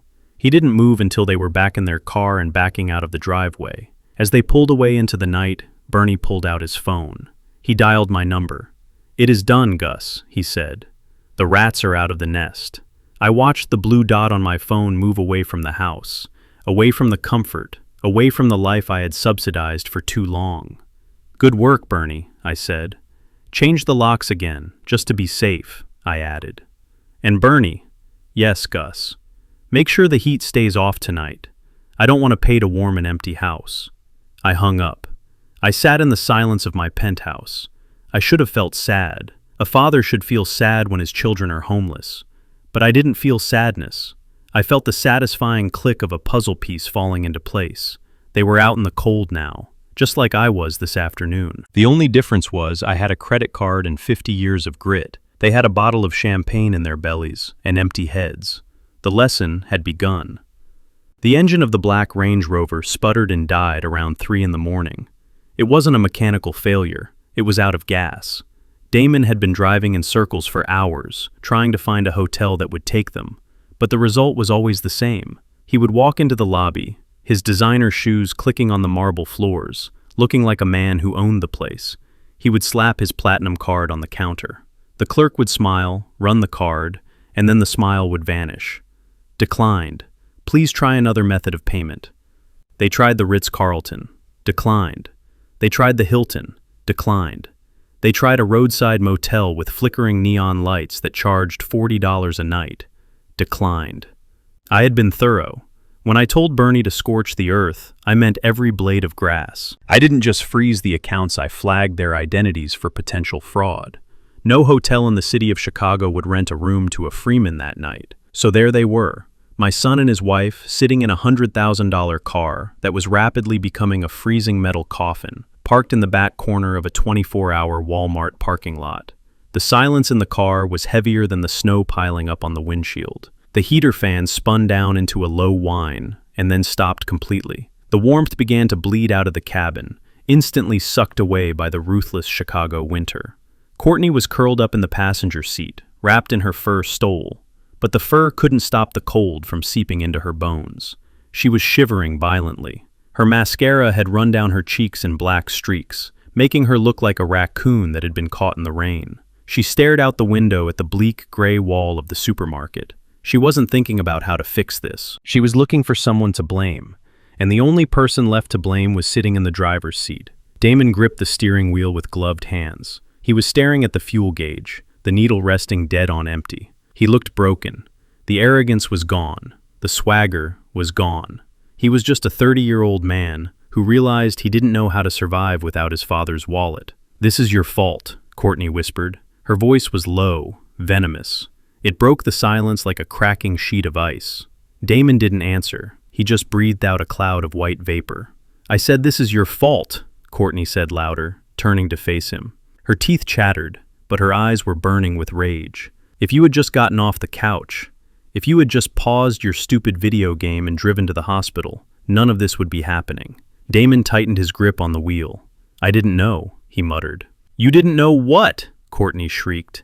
"You didn't know your father was a multimillionaire. You didn't know he was the Augustus Freeman. You are his son, Damon. How could you be so stupid? How could you live with him for 30 years and not know he was sitting on $50 million? She laughed, a high-pitched manic sound that grated on his nerves. "You call yourself a businessman," she spat. "You are a joke. You couldn't even manage your own father. You let him trick you. You let him play poor while he was hoarding a fortune. And because you are an idiot, I am sleeping in a car in a Walmart parking lot." Damon turned his head slowly. His jaw was clenched so hard a muscle twitched in his cheek. "Shut up, Courtney," he said. "Make me," Courtney challenged. She leaned in closer, her expensive perfume mixing with the smell of stale fear in the car. "You had one job, Damon. Secure the bag. That is all you had to do. Keep the old man happy until he kicked the bucket. But no. You had to be lazy. You had to text him to take a taxi." Damon slammed his hand on the dashboard. "I texted him because you told me to," he yelled. "I did not," Courtney lied, instantly rewriting history in her head. "Yes, you did," Damon screamed. "You were the one complaining about the house being messy. You were the one who said you didn't want to deal with his bandages. You said let him rot in there for another month." "I was joking," Courtney yelled back. "I have a dark sense of humor, Damon. You know that. But you are the son. You should have known better. If you had just driven that 20 minutes, we would be in the penthouse right now. We would be drinking champagne. We would be rich, Damon. Rich." She poked him hard in the chest with a manicured fingernail. "Instead, you gave him away. You gave him to a waitress. A waitress, Damon. That dirty little girl at the diner has my $1 million. She has my future. And it is all because you were too lazy to put on a coat." Damon looked at her. He looked at the woman he had married, the woman he had defended against his own father. He saw the greed etched into every line of her face. He saw the selfishness that rotted her from the inside out. And for the first time in his life, he saw himself. He saw how pathetic he had been to follow her. "I gave you everything," Damon whispered, his voice trembling. "I bought you that fur. I bought you that ring. I stole money from my dad's pension for your shoes. And look where it got us," Courtney sneered. "Homeless, freezing. You are useless, Damon. You are a weak, spineless little boy who can't provide for his wife. If it wasn't for your dad's money, I wouldn't have looked at you twice. I would have spit on you." Something inside Damon snapped. It was the sound of a cable parting under too much tension. He didn't think. He didn't plan. He just reacted. He swung his hand. Crack. His palm connected with her cheek. It wasn't a gentle tap. It was a slap born of 3 years of repressed anger, 3 years of emasculation, 3 years of being told what to do. Courtney's head whipped to the side. She gasped, holding her cheek. The silence that followed was deafening. She looked back at him, her eyes wide with shock. She touched her face, where a red mark was already blooming on her pale skin. "You hit me," she whispered. Damon stared at his hand. He was breathing hard, puffing white clouds into the freezing air. He looked terrified of what he had done, but he didn't apologize. "You wouldn't shut up," he said, his voice shaking. "You just wouldn't shut up." Courtney stared at him. For a second, he thought she was going to attack him. He thought she was going to scratch his eyes out, but she didn't. She started to laugh. It was a low, crazy chuckle that built into a cackle. She slumped back in her seat, pulling her fur coat tighter. "Wow," she said. "Look at you. You finally grew a pair. Too bad. It is about 10 years too late." She turned away from him, looking back out the window at the snow. "Whatever, Damon," she muttered. "Hit me all you want. It doesn't change the fact that we are broke. It doesn't change the fact that your dad hates us." Damon slumped against the steering wheel. He buried his face in his hands. He felt the cold seeping through his jacket, numbing his fingers. He felt the hunger gnawing at his stomach. "We have to fix this," he whispered. "We have to get him back." "How?" Courtney asked tiredly. "He blocked our numbers. He evicted us. He gave $1 million to a stranger just to spite us. He is done with us, Damon." "No," Damon said, lifting his head. "He isn't done. He is my father. He is angry. Yes, he is hurt. But he is still my dad. He raised me. He can't just turn that off." He reached into his pocket and pulled out his phone. The battery was at 12%. He opened the news app. The story of Augustus Freeman was still trending. The headline read, "The Billionaire Hero." "Look at this," Damon said, shoving the phone in Courtney's face. "Look at the narrative. The media loves him. They think he is a saint." "So what?" Courtney said, rubbing her cheek. "So we change the narrative," Damon said, his eyes lighting up with a desperate plan. "We play the victims." He sat up straighter, ignoring the cold. "Think about it, Court. Why did he give away that money? Because he was lonely, because he felt abandoned. What if we go on TV? What if we tell the world that it was all a misunderstanding? What if we tell them that we were frantically looking for him, that he wandered off in a state of dementia?" "Dementia?" Courtney asked, looking at him. "Yes," Damon said, talking faster. "He just had heart surgery. The anesthesia messes with your brain in old people. We say he was confused. We say the text messages were him hallucinating. We say we have been driving around all night, crying, looking for our beloved father." Courtney sat up. The greed flickered back into her eyes, replacing the anger. "We paint ourselves as the worried children," she said, slowly catching on, "and him as the confused old man who is being taken advantage of by the media and that waitress." "Exactly," Damon said. "If we get on TV, if we cry, if we look pathetic enough, the public will turn. They will feel sorry for us. And Dad cares about his reputation. If he sees us begging for him to come home on national television, he will have to respond. He can't leave us out in the cold if the whole world is watching." Courtney reached up and fixed her hair in the rearview mirror. She looked at the red mark on her cheek. "This mark," she said, pointing to where he had slapped her. "I am sorry," Damon started. "No, don't be," Courtney interrupted, a cruel smile spreading across her lips. "It is perfect. We will say, I got it running through the woods looking for him. Or maybe we say we got mugged while searching. It adds to the drama. It makes us look more sympathetic." She looked at Damon. "You are right," she said. "We go to the TV station, Channel 5. They are the ones who broke the story. We go there first thing in the morning." "But how?" Damon asked, looking at the dashboard. "The car is dead. We have no gas." "We walk," Courtney said. "Walk?" Damon asked. It is 5 miles. In the snow. Courtney opened the door. The wind howled, rushing into the car. Then we walk, she said. If we walk, we will look even worse. We will look frozen. We will look like we suffered. That is what the cameras want, Damon. They want suffering. She stepped out into the slush. Come on, she commanded. We have a performance to give. Damon looked at her. He looked at the cold, dark parking lot. He hated her. He truly hated her in that moment. But he needed her. He needed her acting skills. He needed her manipulation. Because without the old man's money, he was nothing. He opened his door and stepped out. They began to walk. 2 figures huddled together against the wind, trudging through the dirty snow toward the city lights. They weren't walking toward redemption. They were walking toward a trap, because they didn't know that Augustus Freeman was waiting. They didn't know that the TV interview they were planning to hijack was already set up. And the director of this show wasn't Channel 5. It was the Ghost. And he had saved the best twist for last. The studio lights were hotter than I expected. They beat down on my face, a stark contrast to the freezing wind I had walked through the night before. I sat in a comfortable beige armchair across from Diane, the anchor woman who had broken the story. She was leaning forward, her eyes shining with that mix of journalistic curiosity and genuine admiration. The red light on camera 1 was glowing steady and unblinking. We were live. Millions of people across Chicago, maybe across the country, were waking up, pouring their coffee, and watching the old man who had tipped $1 million to a waitress.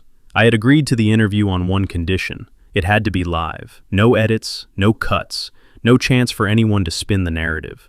I wanted the truth to be raw and unfiltered. Diane smiled at me. Mr. Freeman, she said, her voice smooth as silk, the world is captivated by your generosity. You gave away a fortune to a young woman you had never met. Lila Jenkins says you saved her life. But the question everyone is asking is why? Why a stranger? Why a diner on the South Side? You have a family, don't you? You have a son. I nodded, slowly. I adjusted the lapel of the suit Bernie had brought me this morning. It was a sharp, charcoal gray suit, tailored to perfection.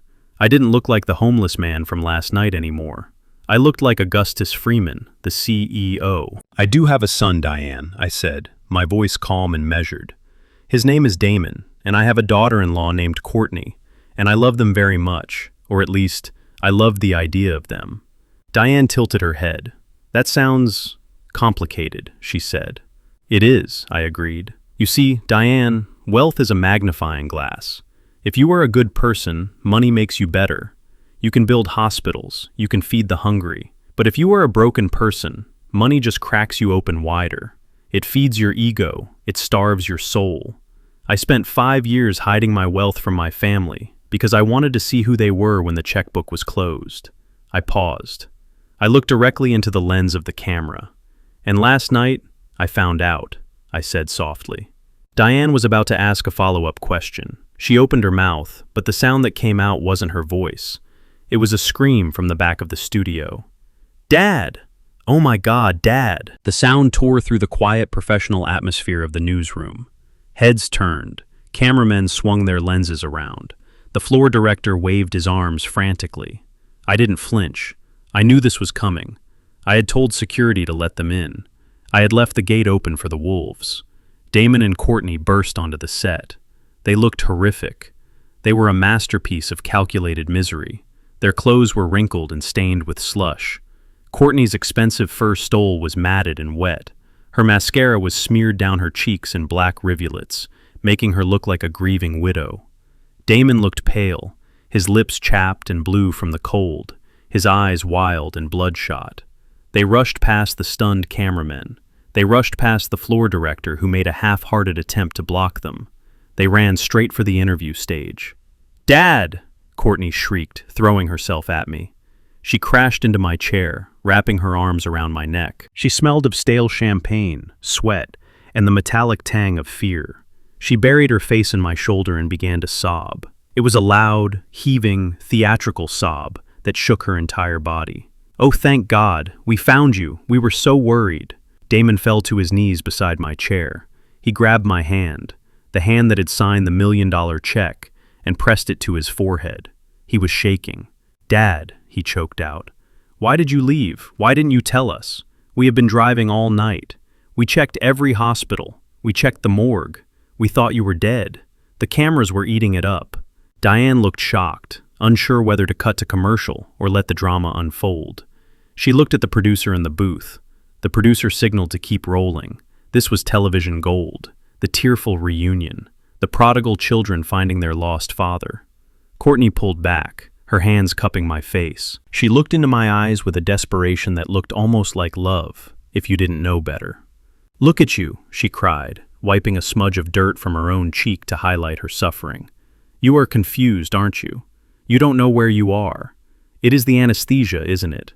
The doctor said this might happen." She turned to the camera, tears streaming down her face. She pointed to the red mark on her cheek, the one Damon had given her in the car.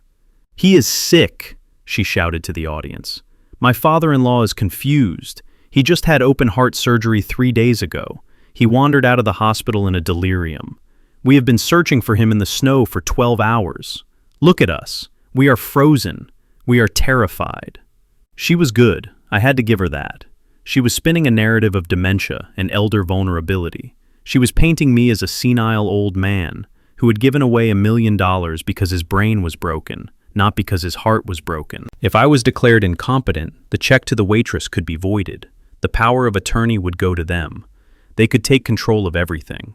Damon looked up at me, playing his part. "Dad, come home," he pleaded. "Please, you aren't safe here. You don't know what you were doing. That money, you didn't mean to give it away. You thought it was $5, didn't you? You are confused." The studio was silent. Diane looked at me with pity. The narrative was shifting. The hero was becoming a victim. I looked at Damon. I looked at Courtney. I felt their cold hands on me. I felt their desperation clawing at my suit. I didn't push them away. I didn't yell. I didn't call security. Instead, I smiled. It was a gentle smile, a grandfatherly smile, the kind of smile that hides a row of shark teeth. I reached out and patted Courtney's hand. I smoothed Damon's hair. There, I said soothingly. My voice was calm, steady, and completely lucid. I looked at Diane. I looked at the camera. "I am so glad you made it, children," I said. Courtney blinked. She stopped sobbing for a second, confused by my reaction. She expected me to be angry. She expected a fight. She didn't know how to handle kindness. You are?" she stammered. "Of course," I said warmly. "I was just talking about you." I turned back to the camera, keeping my hand on Damon's shoulder, trapping him there in the frame. "Diane," I said, addressing the anchor, "these are the children I was telling you about, my son Damon, and his wife Courtney." Diane nodded, recovering her composure. It is a relief to see them, Mr. Freeman. They seem very distressed." "They are," I agreed. "They have had a very long night." I looked down at Courtney. "You said you were looking for me?" I asked gently. "Yes," Courtney cried, clutching my lapel. "All night, Gus. We were frantic. We called the police. We drove through the blizzard." "And you, Damon?" I asked. "You were worried about my heart?" Damon nodded vigorously. "I was terrified, Dad.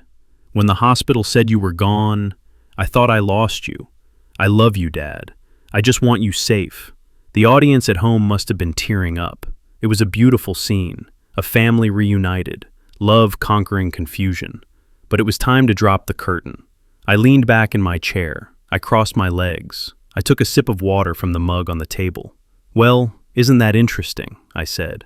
My tone changed. The warmth evaporated. The grandfatherly demeanor vanished, replaced by the cold steel of the business tycoon.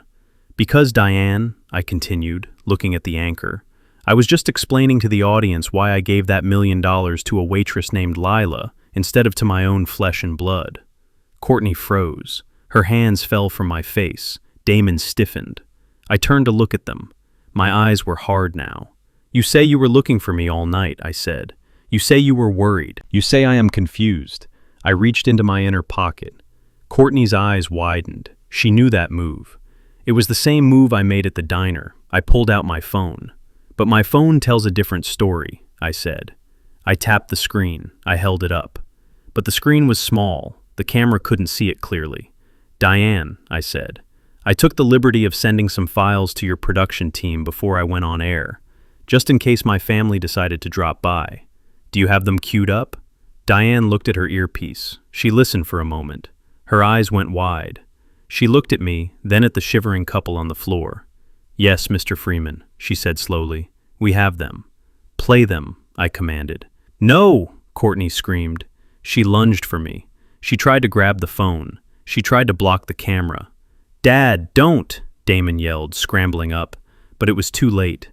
The giant screen behind us, the one that usually showed the weather map or the stock market ticker, flickered. The image changed. It wasn't a video of a blizzard. It wasn't a video of a search party. It was a screenshot. A simple, high-definition screenshot of a text message conversation. The timestamp was from yesterday afternoon. The contact name was Damon. The message read, "Call a taxi, Dad. I'm watching TV." A collective gasp went through the studio crew. Diane put her hand over her mouth. Courtney stared at the giant screen. Her face turned the color of ash. But I wasn't done. "Next slide," I said. The image changed again. This time, it was Courtney's message. "Stay in the hospital for another month. It is so nice without you." The silence in the room was absolute. It was the silence of a grave. I looked at Courtney. She was trembling. But not from the cold anymore. She was trembling from the exposure. The mask of the loving daughter had been ripped off, revealing the rotting wood underneath. "You said I was confused, Courtney," I said, my voice booming through the studio. "You said I was delirious." I stood up. I towered over them. "Does that look like confusion to you?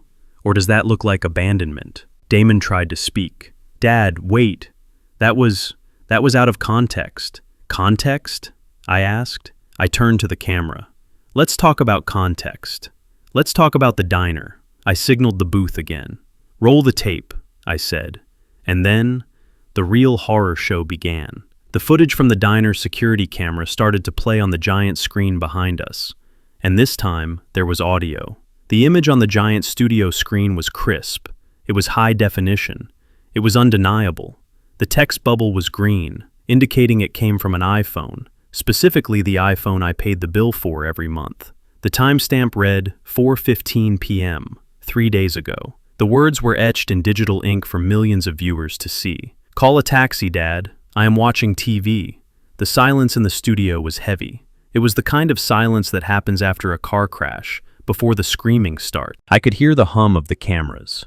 I could hear the ragged breathing of the two people kneeling beside me. Diane, the news anchor, stared at the screen.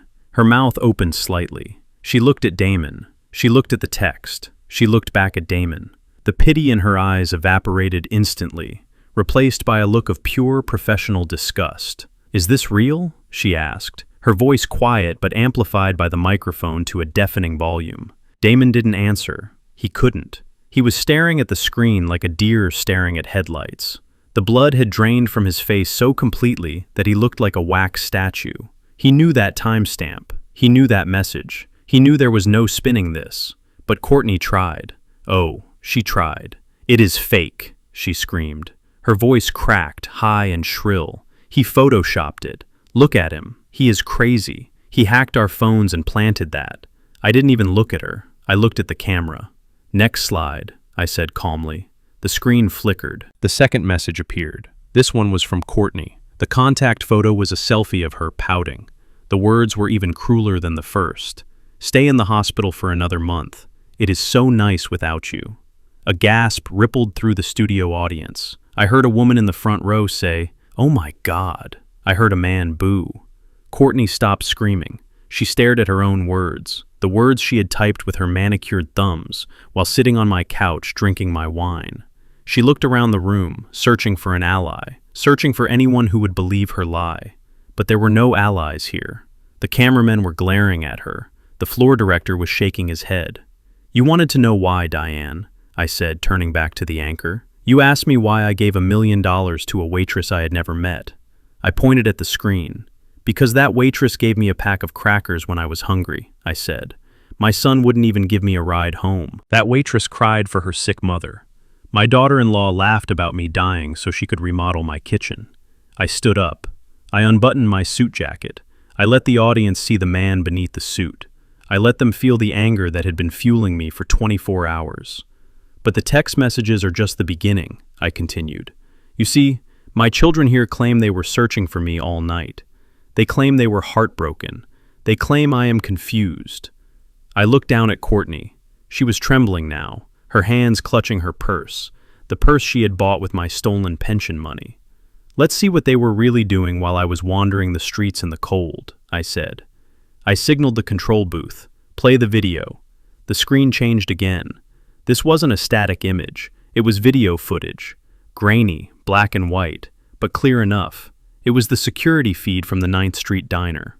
The audience watched in captivated horror. They saw me, the old man in the beanie, sitting in the corner booth. They saw Damon and Courtney sitting 10 feet away. They saw the cocktails. They saw the laughter. Then, they saw the incident. They watched Courtney stick her leg out. They watched the waitress trip.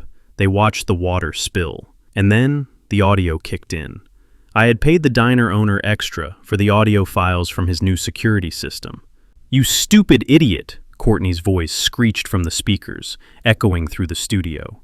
"You ruined my red bottoms. You owe me $2,000. The audience gasped again. Then they heard Damon, my son, the boy I had taught to fish, the boy I had taught to ride a bike. "Lick it up," Damon's voice sneered from the screen. "If you don't have the cash, lick the shoe clean." Damon closed his eyes. He put his hands over his ears, as if he could block out the sound of his own cruelty. He curled into a ball on the studio floor, trying to make himself small, trying to disappear. But there was no disappearing. The camera zoomed in on him. The red light was relentless. I watched the video play out. I watched myself walk over to the table. I watched myself throw the $10,000 down. I watched Courtney grab the money with a greed that made her look demonic. Grandpa paid the toll.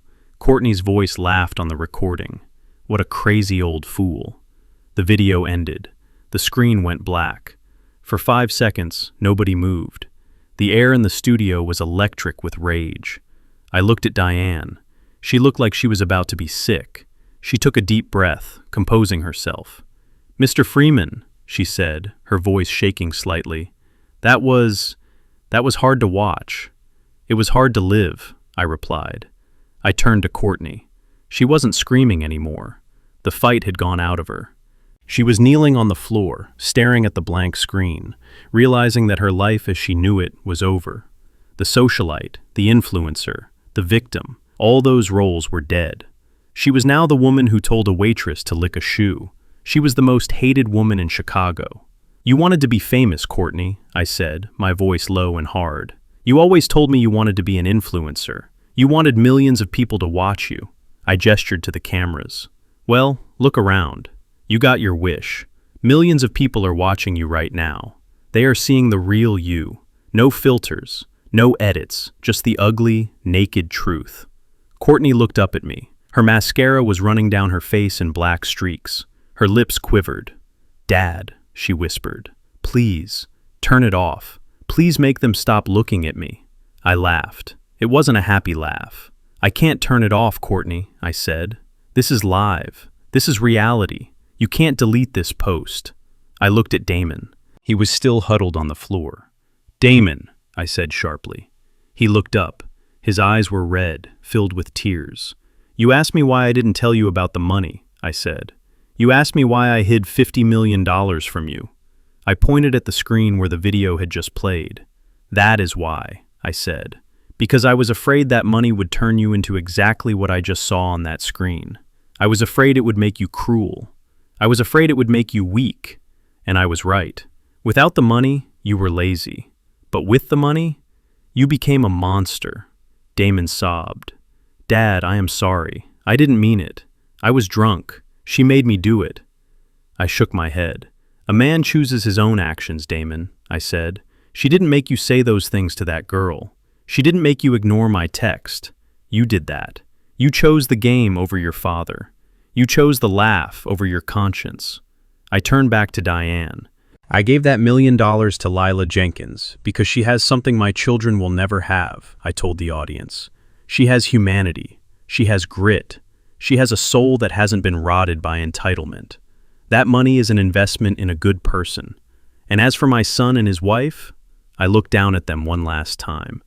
"They have their inheritance," I said. "They have $10,000 in cash that they took from a homeless man in a diner. I hope they spend it wisely, because it is the last dime they will ever see from Augustus Freeman. I adjusted my cuffs. I looked at the camera. "Cut the feed, Diane," I said. "The interview is over." But the feed didn't cut. The producer kept rolling. He knew this was the moment of the year. Courtney scrambled to her feet. She realized the cameras were still on. She tried to salvage it. She tried to pivot. "It is a lie," she screamed, pointing at me. "He is senile. He doctored the tapes. He is abusing us." "Security!" I barked. Two large men in black uniforms stepped out from the shadows. They had been waiting in the wings, just like I planned. "Remove these trespassers from the stage," I ordered. The guards moved in. One grabbed Damon by the arm. The other grabbed Courtney. "Get your hands off me," Courtney shrieked, kicking and flailing. "Do you know who I am? I am a Freeman." "Not anymore," I shouted over her screams. The guards dragged them away. Damon didn't fight. He hung his head, letting himself be hauled off like a sack of garbage. But Courtney fought all the way to the exit door, screaming curses, screaming threats, screaming until the heavy soundproof door slammed shut behind her. The silence returned to the studio. I stood there, smoothing my suit. My heart was beating fast, but it was a strong, steady rhythm. The pain was gone. The ghost was gone. I sat back down in the chair. I picked up my water mug. Diane stared at me. The audience stared at me. I took a sip. "So, Diane," I said calmly, "you were asking about my future plans for the logistics company." Diane blinked. She shook her head, as if waking from a dream. "Yes," she stammered. "Yes, Mr. Freeman." And just like that, the segment continued. But the world had changed. My son was broken. His wife was exposed. And I was finally, truly, awake.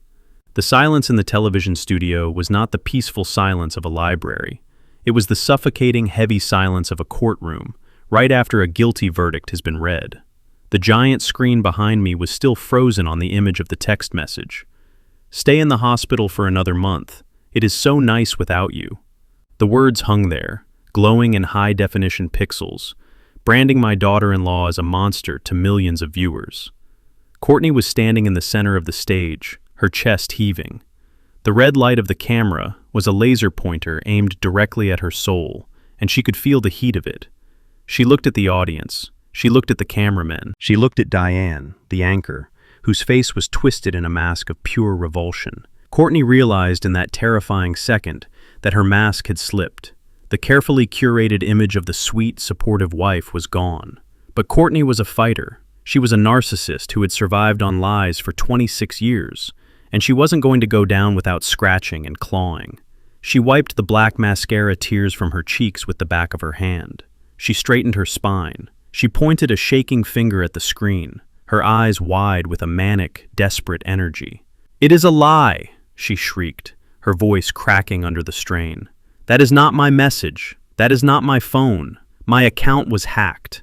She spun around to face the camera, addressing the audience directly. "Do you hear me? I was hacked. It was a bot, a virus.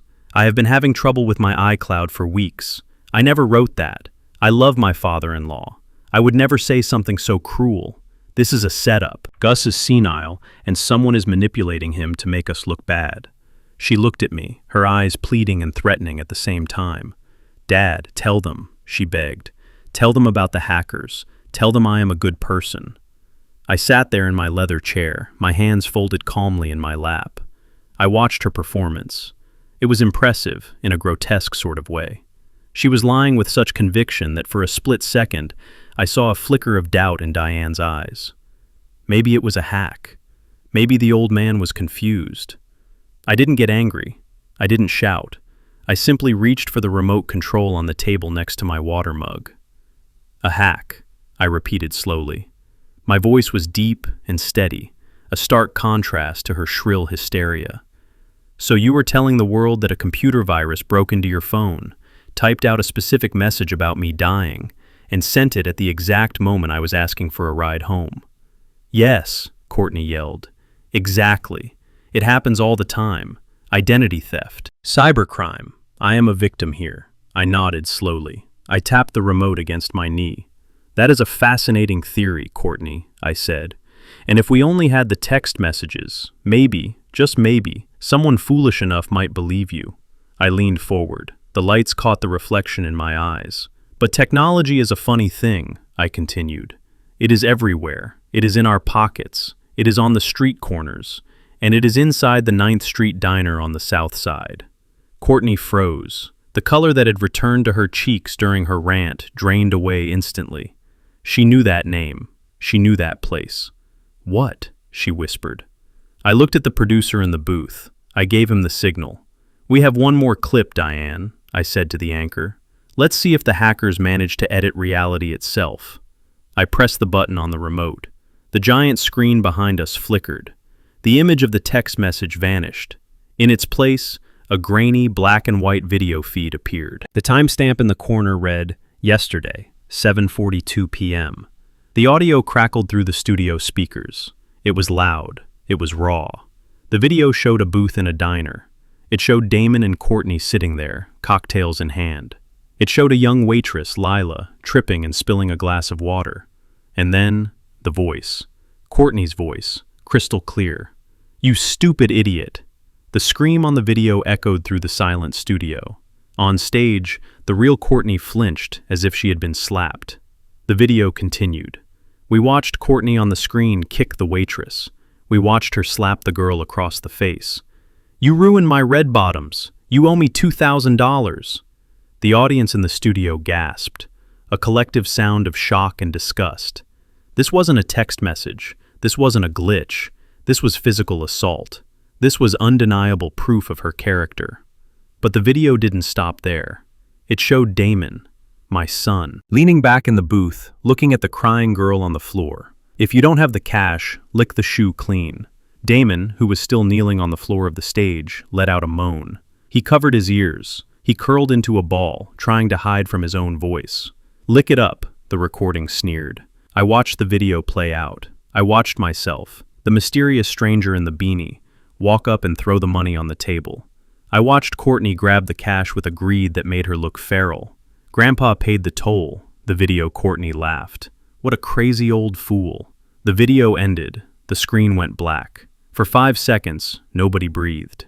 The air in the room was thick with tension. It was the feeling of a guillotine blade dropping.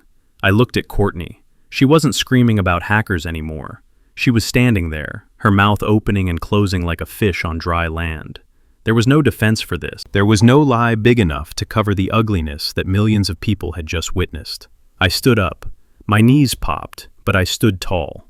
I walked over to where she was standing. "Was that a hack, Courtney?" I asked softly. "Was that a robot kicking that girl? Was that a virus stealing $10,000 from a homeless man?" She looked at me. Her eyes were empty holes of panic.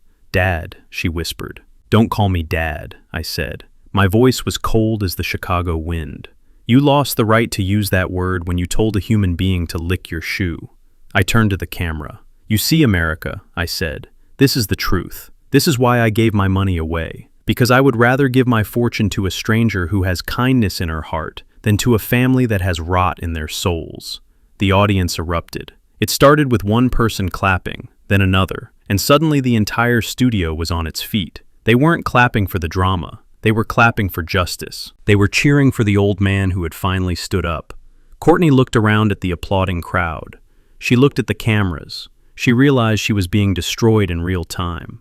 "Stop it," she screamed, covering her ears. "Stop clapping. You don't know me. I am a victim."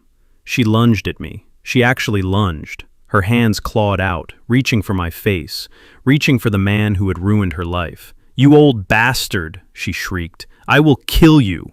But she never reached me. "Security," Diane shouted. 2 large men in black uniforms, who had been waiting in the shadows, stepped forward.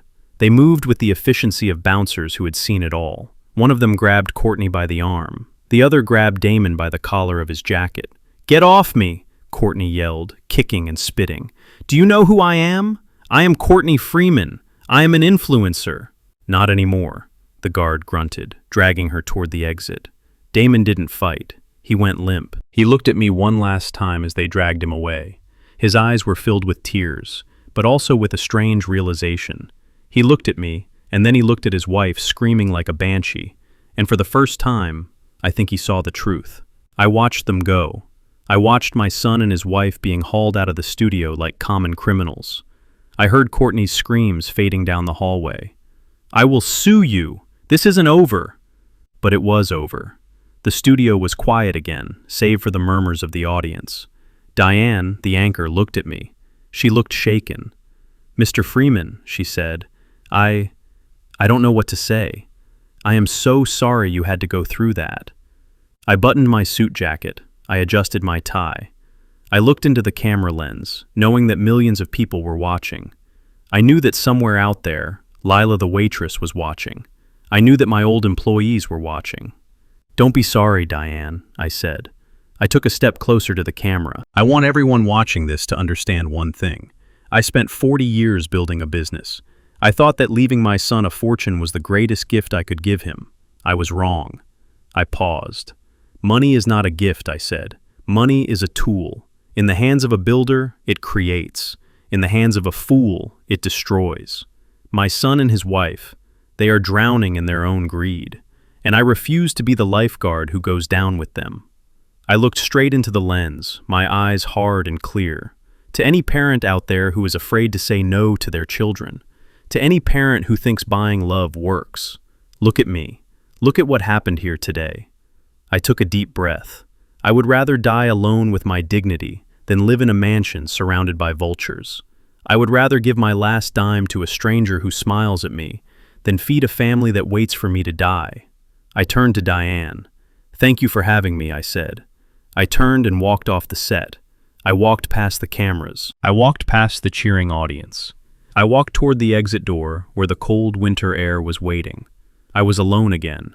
I had no wife. I had no son. I had no daughter-in-law. But as I stepped out into the Chicago night, I felt lighter than I had in years. The heavy coat of lies I had been wearing was gone. I was Augustus Freeman, and for the first time in a long time, I liked the man I saw in the reflection of the glass door. The aftermath of the broadcast was a digital wildfire that no one could extinguish. By the time I stepped into the back of my private car, the video clips of the interview had already racked up 5 million views. The internet is a hungry beast, and that morning, it decided to feast on Courtney. She had spent years trying to be famous, trying to be the center of attention, and now she finally was. But it wasn't the kind of fame she could monetize. It was the kind of infamy that erases you. I sat in the back seat, watching the notifications on my phone. The hashtag Courtney Freeman was trending #1. People weren't just angry, they were disgusted. The girl who prided herself on being a high-end influencer was watching her world burn in real time. One by one, the brands she worked with began to post public statements. A luxury skincare line announced they were terminating her contract immediately, citing a zero-tolerance policy for harassment. A designer shoe brand, the very one she had been wearing at the diner, released a statement saying they were horrified by her behavior and would be donating $50,000 to the waitress's charity of choice. She was losing her digital empire, follower by follower, until there was nothing left but a wall of hate. But for Damon, the fallout was more personal. He had always been the golden boy in our community, the son of the great Gus Freeman. He walked through the world with a sense of untouchable confidence because of my name. But that name was now a shield that had been turned into a sword. I heard through Bernie that Damon's friends, the ones he bought drinks for and took on trips, had blocked his number. They didn't want to be associated with a man who would leave his father in the snow for a football game. In the span of a single morning, my son had gone from a socialite to a pariah. I felt a twinge of sadness, but I pushed it down. This was the natural law of the world. You reap what you sow, and Damon had been planting seeds of neglect for far too long. The financial blow was the next layer of the collapse. When they finally managed to get to a computer to check their accounts, they found a wasteland. I didn't just stop the monthly transfers. I had Bernie file a formal civil lawsuit. We were suing Courtney for the unauthorized use of my pension funds. That $5,000 she had used to buy a handbag wasn't just a family dispute. It was credit card fraud. It was a felony. They thought the $10,000 I threw on the table at the diner would save them. They thought they could use it to start over. But they didn't realize that I had already alerted the bank to flag those specific bills if they were deposited. They were effectively holding stolen property. They had no house, no credit, no friends, and now They were staring down the barrel of a criminal investigation. I was sitting in my study, the fireplace crackling, when Bernie called with the final update of the day. "Gus," he said, his voice sounding tired but satisfied. "It is happening. The police just arrived at the motel where they were hiding." I leaned back, closing my eyes. "Tell me," I whispered. "Lila Jenkins filed a formal complaint for assault and battery this morning," Bernie explained. Between the video evidence from the diner and the live broadcast, the district attorney didn't hesitate. They issued a warrant for Courtney's arrest, and they are questioning Damon as an accessory. I didn't say a word. I just listened to the silence on the line. The arrest happened in a dingy motel on the outskirts of the city, a place with stained carpets and a smell of cigarettes, a far cry from the life of luxury they thought they deserved. I saw the footage later on the news. Courtney was being led out in handcuffs, still wearing the same fur stole, but it looked pathetic now. She was screaming, fighting the officers, her face a mask of desperation. Damon was standing by the car, his head down, his hands in his pockets, watching his wife being hauled away. He looked like he had finally realized that the game was truly over. They had nothing left, no dignity, no money, no home. They had traded a father's love for a moment of arrogance, and the market had crashed. I turned off the television and looked out at the snowy streets of Chicago. The city looked peaceful from 60 floors up. I had built an empire, and I had protected it. But more importantly, I had finally shown my son the truth. I had removed the insulation of wealth and let him feel the cold. I knew the road ahead would be long. There would be court dates and legal fees. There would be more tears and more anger. But for the first time in my life, I wasn't the one carrying the burden. I had handed it back to the people who created it. I walked over to the window and placed my hand on the cool glass. I was Augustus Freeman. I was a builder. And today, I had started the most difficult demolition project of my career, the demolition of a lie. I took a deep breath, feeling the steady beat of my heart. The surgeons had fixed the physical blockage, but I had fixed the spiritual one. I was 70 years old, alone in a penthouse, but I wasn't lonely. I was free. I picked up the phone and dialed a number I had memorized decades ago. "Lila," I said when she answered. "It is Gus. How is your mother doing?" She started to cry, but they were happy tears. "She is stable, Gus. The doctors say she can have the surgery tomorrow." "Thank you. I don't know how to thank you." "You already did, Lila," I said. "You gave me a reason to wake up." I hung up and looked at the horizon. The sun was setting, casting long orange shadows across the skyscrapers. It was a beautiful evening, and for the first time in years, I was looking forward to tomorrow. The house on Elm Street was empty, the locks were changed, and the accounts were closed. The vultures had been scattered, the ghost had reclaimed his life, and as the darkness settled over the city, I realized that sometimes you have to lose everything to find out what really matters. Respect, integrity, and the courage to stand alone in the wind. My son and his wife were gone, but Augustus Freeman was still here, and I wasn't going anywhere. I sat in my high-back leather chair in the penthouse office, looking out at the city as the sun began to dip below the horizon. The orange glow reflected off the glass of the skyscrapers, making Chicago look like it was on fire. It was a beautiful view, but my heart was heavy. I heard the chime of the private elevator, and then the heavy footsteps of someone who didn't want to be there. Damon walked into the room. He looked terrible. He was wearing a cheap hooded sweatshirt and jeans that were stained with salt and dirt. He had lost weight. The arrogance that usually sat on his shoulders like a designer coat had been stripped away. He stood by the door, not knowing whether to sit or stay standing. He looked at the marble floors and the expensive art, and I could see the hunger in his eyes, not just for food, but for the life he had thrown away. "Dad," he whispered. I didn't turn my chair around immediately. I let the silence stretch out. I wanted him to feel the space between us. I wanted him to realize that this room, this life, was no longer his playground. I finally swiveled the chair. I looked at my son, my only son, the boy I had once dreamed would take over my empire and lead the Freeman name into the next century. Now he looked like a ghost of himself. "You look tired, Damon," I said. My voice was calm, but it carried the weight of the last few weeks. "I haven't slept, Dad," he said, stepping closer. "The motel is loud. The police keep coming by to ask questions about the credit card fraud. And Courtney," he choked on her name. Courtney is falling apart in that cell. Her lawyer says the evidence from the diner and the hospital messages is a slam dunk for the prosecution. She is facing 5 years for grand larceny and elder abuse. He fell into the chair across from my desk, the chair he used to sit in when he was asking for a new car or a trip to Vegas. He leaned forward, his hands shaking. "Please, Dad," he begged. "You have to help her. You have to drop the charges. If you tell the district attorney it was just a family misunderstanding, they will let her go. You can pay back the $5,000. It is nothing to you. You are a millionaire. Please don't let her life be ruined because of one bad night." I looked at him and felt a flash of pity that was quickly replaced by a cold, hard truth. "One bad night, Damon?" I asked. "Is that what you call it? You call it a bad night when you tell your father to take a taxi after heart surgery. You call it a bad night when you tell a young woman to lick your wife's shoe because she is poor. That wasn't a bad night, son. That was a revelation of character. That was the curtain being pulled back to show me that I raised a man who has no soul."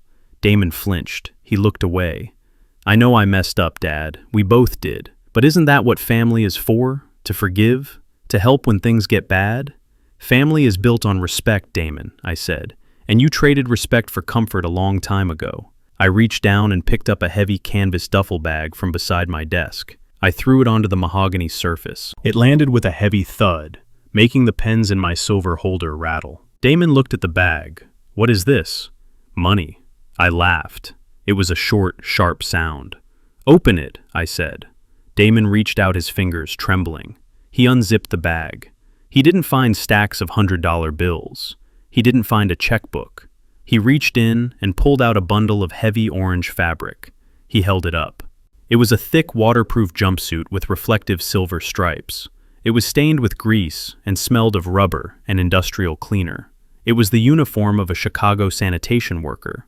Next to it were a pair of steel-toed boots and a heavy-duty flashlight. Damon stared at the orange suit. He looked at me, confused. "I don't understand." "Here is the deal, Damon," I said, leaning forward. "I have spent my life making things easy for you. I thought I was being a good father, but I was actually being your worst enemy. I gave you the fruit, but I never showed you the roots. I never showed you the dirt." I tapped the desk. "I talked to an old friend of mine today. His name is Silas. He runs the city's deep-line sanitation crew. They go down into the sewers, Damon. They clear the blockages that the machines can't reach. It is dark, it is wet, it is filthy, and it is the hardest work in this city." Damon's jaw dropped. You want me to work in the sewers. I want you to learn what a dollar feels like when you earn it with your back," I said. "Silas is short-handed. He agreed to take you on for a 6-month contract. Starting tomorrow at 5 in the morning, you will report to the yard. You will put on that orange suit. You will go down into the mud and the filth. You will work 10-hour shifts for $20 an hour." "No way," Damon spat, pushing the bag away. "I am a marketing executive, Dad. I am a businessman. I have a degree. I am not going into a sewer to shovel trash. That is beneath me." I stood up. I didn't need the cane in that moment. I felt like the man who used to lift engine blocks with his bare hands. "Beneath you," I roared. My voice echoed off the marble walls. "You think that work is beneath you? Let me tell you something, boy. My father was a sharecropper. He worked in dirt until his fingernails fell off. I spent 20 years in the cab of a truck, peeing in a bottle and sleeping in rest stops, just so you could have that degree you are so proud of. Every dollar in your bank account was earned by a freeman standing in the dirt." I pointed a finger at him. "You think you are a businessman. A businessman knows the value of an asset, and right now your only asset is my mercy." I sat back down and lowered my voice, but the steel was still there. "If you do this, Damon, if you work every shift for 6 months, if you don't complain and you don't quit, then at the end of those 6 months, I will drop the civil lawsuit against Courtney. I will pay her legal fees, and I will help her get a plea deal that keeps her out of prison. I will give her a chance to start over." Damon looked at the bag, then back at me. "And what about me? What do I get?" "You get your soul back," I said. "You get to look in the mirror and see a man who isn't a parasite. You get to understand that the people you mocked at that diner are the ones who keep this world spinning. You get the chance to be a freeman again." Damon stared at the orange uniform. I could see the battle going on inside him. I could see the pride fighting with the fear. He thought about the motel room. He thought about the cold.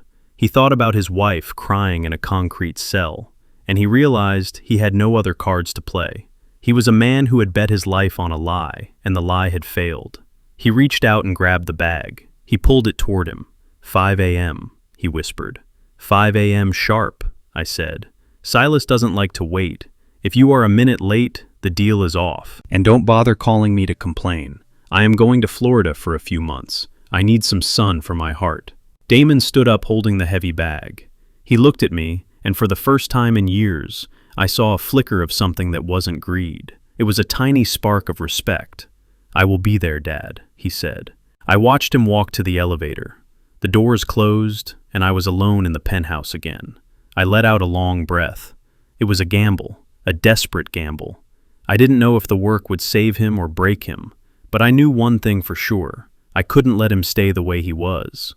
I walked to the window and looked down at the street. I saw him walk out of the lobby carrying the orange bag. He looked small against the backdrop of the city, but he was walking with a purpose. I felt a sharp pain in my chest. I sat back down and took a deep breath. The doctor said I needed to avoid stress, but sometimes you have to burn the field to make the soil rich again. I picked up the phone and dialed Bernie. Bernie, I said. The boy took the bag. Bernie sighed on the other end. You really think he can do it, Gus? You think he can handle the sewers? I looked at the picture of my father on the desk. A man who never complained. A man who worked until the day he died. He is a freeman, Bernie, I said. We have iron in our blood. He just needs to remember where it came from. I hung up and looked at the moon rising over the lake. The ghost was gone. The father was waiting. And somewhere in the dark underbelly of Chicago, a son was about to find out what it really meant to be a man. The lesson was no longer about the money. It was about the sweat. And I hoped that by the time the snow melted, Damon would be a man I could finally call my son again. If you believe that hard work builds character more than a bank account ever could, please leave a comment below. Let me know if you think I am being too hard on him, or if this is exactly what he needs. Hit like and subscribe to see the rest of the journey. Until next time, stay strong and stay real. 6 months is a long time when you are counting every minute of a 10-hour shift in the dark. It is long enough for the seasons to shift from the bone-chilling winds of a Chicago January to the thick, heavy heat of a July afternoon. It is also long enough for a man to find out exactly what he is made of when the lights go out and the money runs dry. I spent those 6 months in Florida, letting the sun warm my old bones and listening to the steady thrum of my heart, which was beating stronger than it had in years. But I never stopped watching. I never stopped listening. Bernie sent me reports every week, not just on the business, but on the boy. Silas called me once a month, too. He didn't say much, because Silas is a man of few words, but he told me what I needed to know. Your boy is still showing up, Gus. That was all I needed to hear. While I was resting, Courtney was busy rotting. The legal system in Chicago does not move fast, but it moves surely, especially when a billionaire is the one pressing charges. Between the video from the diner and the digital trail of her hacking my accounts, she didn't have a leg to stand on. She spent 4 months in the county jail awaiting trial, because nobody was there to pay her bail. Not her father, who was sitting in a federal cell in Florida, and certainly not me. I heard through the grapevine that she hated every second of it. She hated the orange polyester. She hated the food. She hated the fact that no one cared who she was or how many followers she used to have. 3 months into her stay, the divorce papers arrived at my office. She didn't send them because she was sorry. She sent them because she realized the well was truly dry. She realized that Damon was no longer her ticket to a penthouse, and she wasn't going to waste another minute on a man who was shoveling trash in a sewer. She filed for divorce, citing irreconcilable differences, which I suppose is a fancy legal way of saying he ran out of money. I sent the papers down to the sanitation yard. Bernie told me that Damon didn't even hesitate. He didn't cry. He didn't beg for her to stay. He sat on a plastic crate in the locker room, still covered in the grime of the city, and signed his name in bold, steady strokes. He told Bernie to tell her she was welcome to keep whatever was left in her closet, because he didn't want anything that reminded him of the lie they lived. That was the first sign that the boy was dying, and the man was being born. When I finally flew back to Chicago, the heat was rising off the asphalt in shimmering waves. I didn't go to the penthouse first. I didn't go to the office. I told my driver to take me to the intersection of State and Lake. I had checked the work schedule. Damon's crew was doing a deep line inspection in the main artery of the South Loop. I stepped out of the car, and the city noise hit me like a symphony.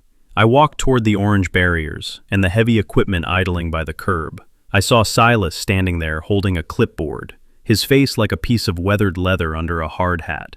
He saw me and gave a short nod. "He is down there," Silas said, pointing to the open manhole. "They are clearing a grease blockage near the subway line. It is a nasty one." I looked at the dark hole in the ground. I felt a pang in my chest, but I pushed it down. I wanted to see it with my own eyes.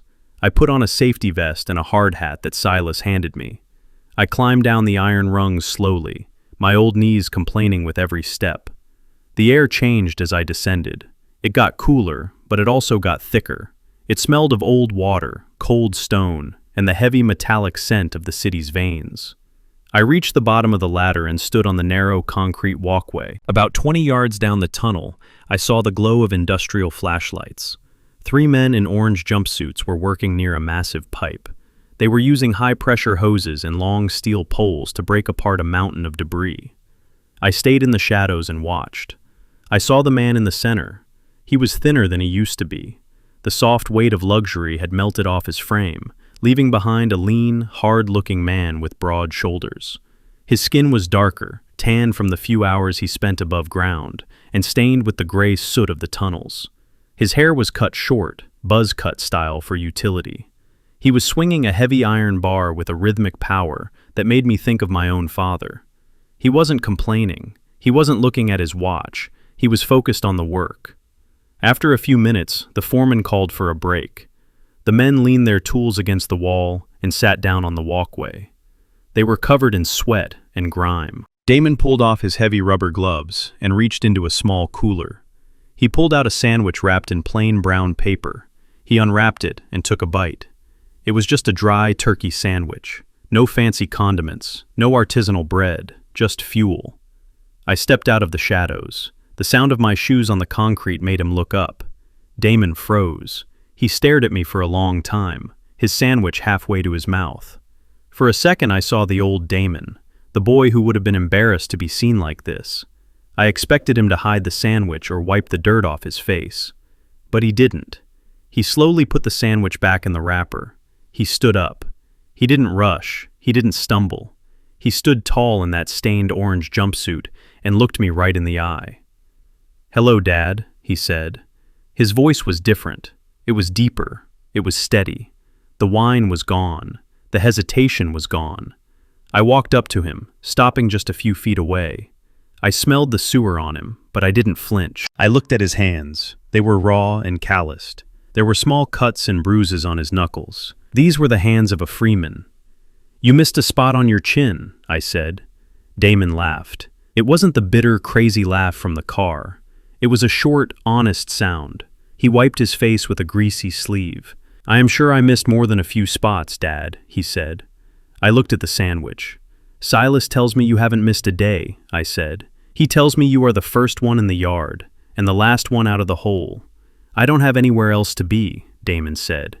"And the work, it is honest. It doesn't lie to you. You either clear the pipe or you don't. You either earn the $20 or you don't. It is simpler this way."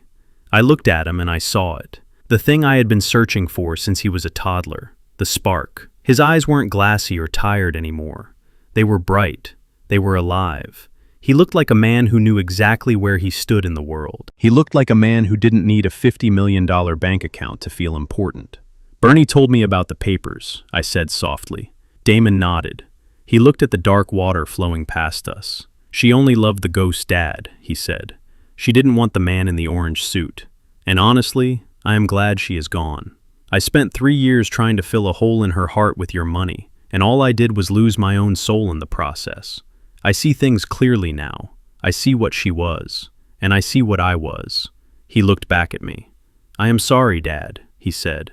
"I am sorry for every time I made you feel like you were a burden. I am sorry for forgetting that you built everything I was wasting. I don't deserve your forgiveness, but I am going to keep working until I feel like I have earned the right to sit at your table again." I felt a tear welling up in my eye. I didn't hide it. I reached out and put my hand on his shoulder. I didn't care about the grease. I didn't care about the smell. I felt the muscle underneath the orange fabric. I felt the strength. "You already earned it, son," I whispered. Damon shook his head. "No, not yet. I have 3 months left on my contract. I am going to finish it. I am going to finish what I started. I need to know that I can do it without a safety net." I nodded. I understood. He didn't want a handout. He wanted a victory. I sat down on the crate next to him. I took off my expensive suit jacket and laid it on the dirty concrete. "Do you have another one of those sandwiches?" I asked. "I am starving." Damon smiled and reached into his cooler. He handed me a wrapped sandwich. We sat there in the dark underbelly of Chicago, a billionaire and a sewer worker eating dry turkey and listening to the city hum above our heads. I realized then that my $50 million was nothing compared to this moment. The money was just paper. This was the empire. My son was back. And this time, he wasn't made of glass. He was made of steel. "You are going to be a hell of a boss one day, Damon," I said. Damon took a bite of his sandwich and looked down the long, dark tunnel. "Maybe," he said, "but for now I am just a hell of a pipe crawler, and that is enough for me." We sat in silence for a while. The work bell rang, signaling the end of the break. Damon stood up and put on his gloves. He picked up the heavy iron bar. He looked at me one last time before turning back to the muck. "See you at 5, Dad," he said. I watched him walk back to the pipe. I watched him swing that bar. I climbed back up the ladder toward the light. As I reached the surface and felt the Chicago sun on my face, I took a deep breath. My heart was beating perfectly. Everything was exactly where it was supposed to be. If you believe that the greatest gift a father can give a son is not a fortune, but the opportunity to find his own strength, please let me know in the comments. I want to hear your stories of transformation. Hit like and subscribe to see how Damon finishes his journey and how we rebuild the Freeman legacy together. I will see you in the next part. Stay strong and stay grounded. I parked my old Ford across the street from the 9th Street Diner. The neon sign was still flickering, buzzing like a persistent memory, but the letters had been fixed. It felt different tonight. The air was warm, a typical Chicago summer evening, where the humidity clings to your skin, but the breeze from the lake brings a bit of relief. I sat in the truck for a moment, feeling the steady beat of my heart. The doctors told me I was a miracle, but I knew the real miracle was about to happen inside that greasy spoon.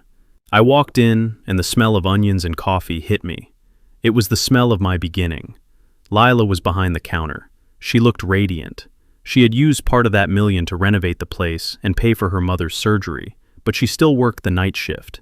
She saw me, and her whole face lit up. She didn't say anything, just gave me a small nod and pointed to the back booth.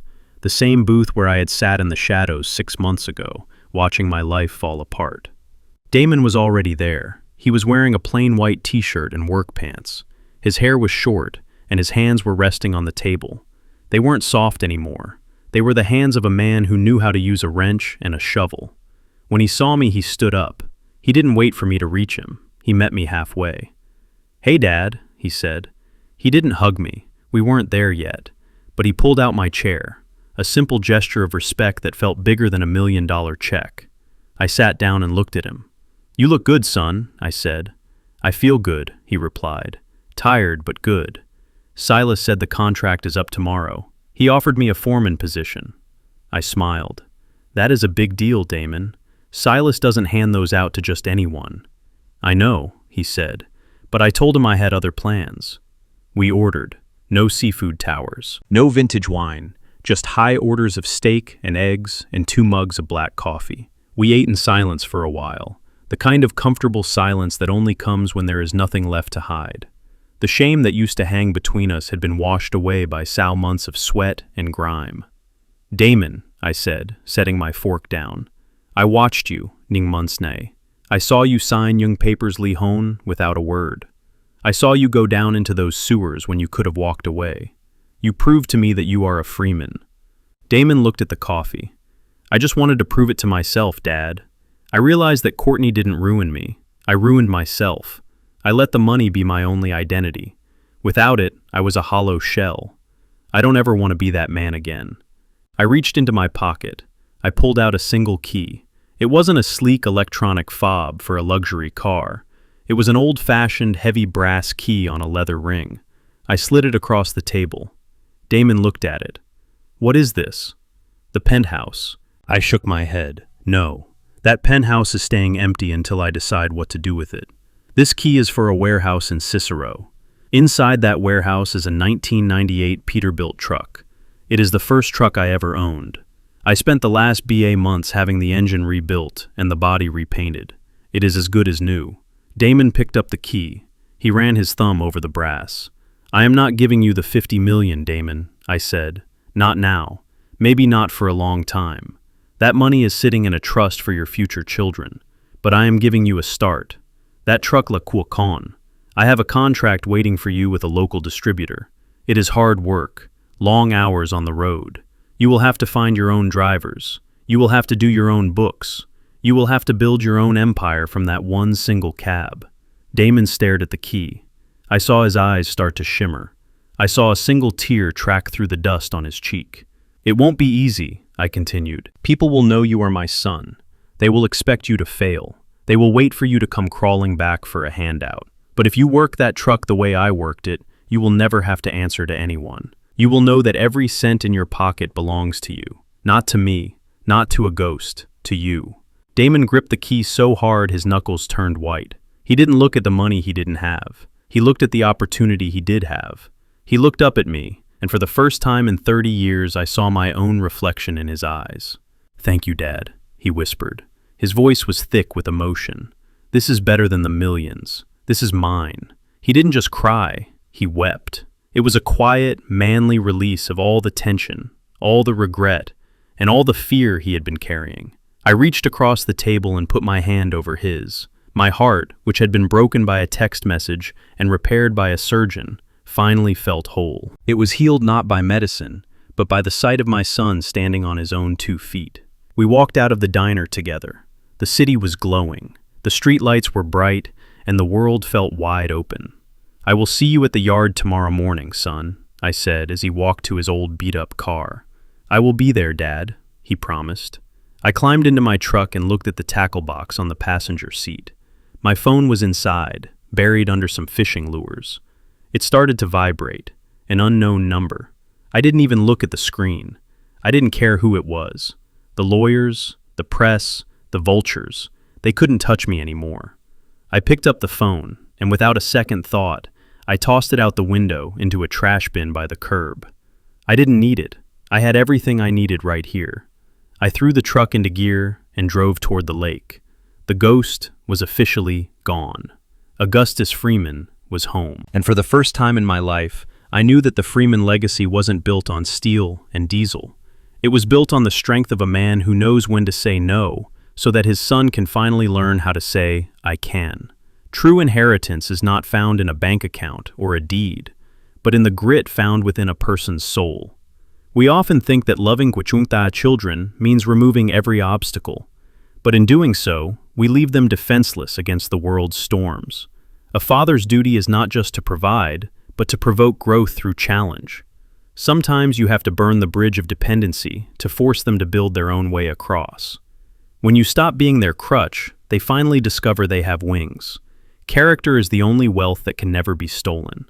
If you found strength in this story of a father's tough love and a son's redemption, please leave a comment below. I want to hear about the lessons you have learned from your parents or the boundaries you have set for your own children. Hit that like button and subscribe to join our family of builders. Your support helps us tell more stories about what it truly means to be a man of integrity. Thank you for watching, and remember to keep your heart strong and your values stronger.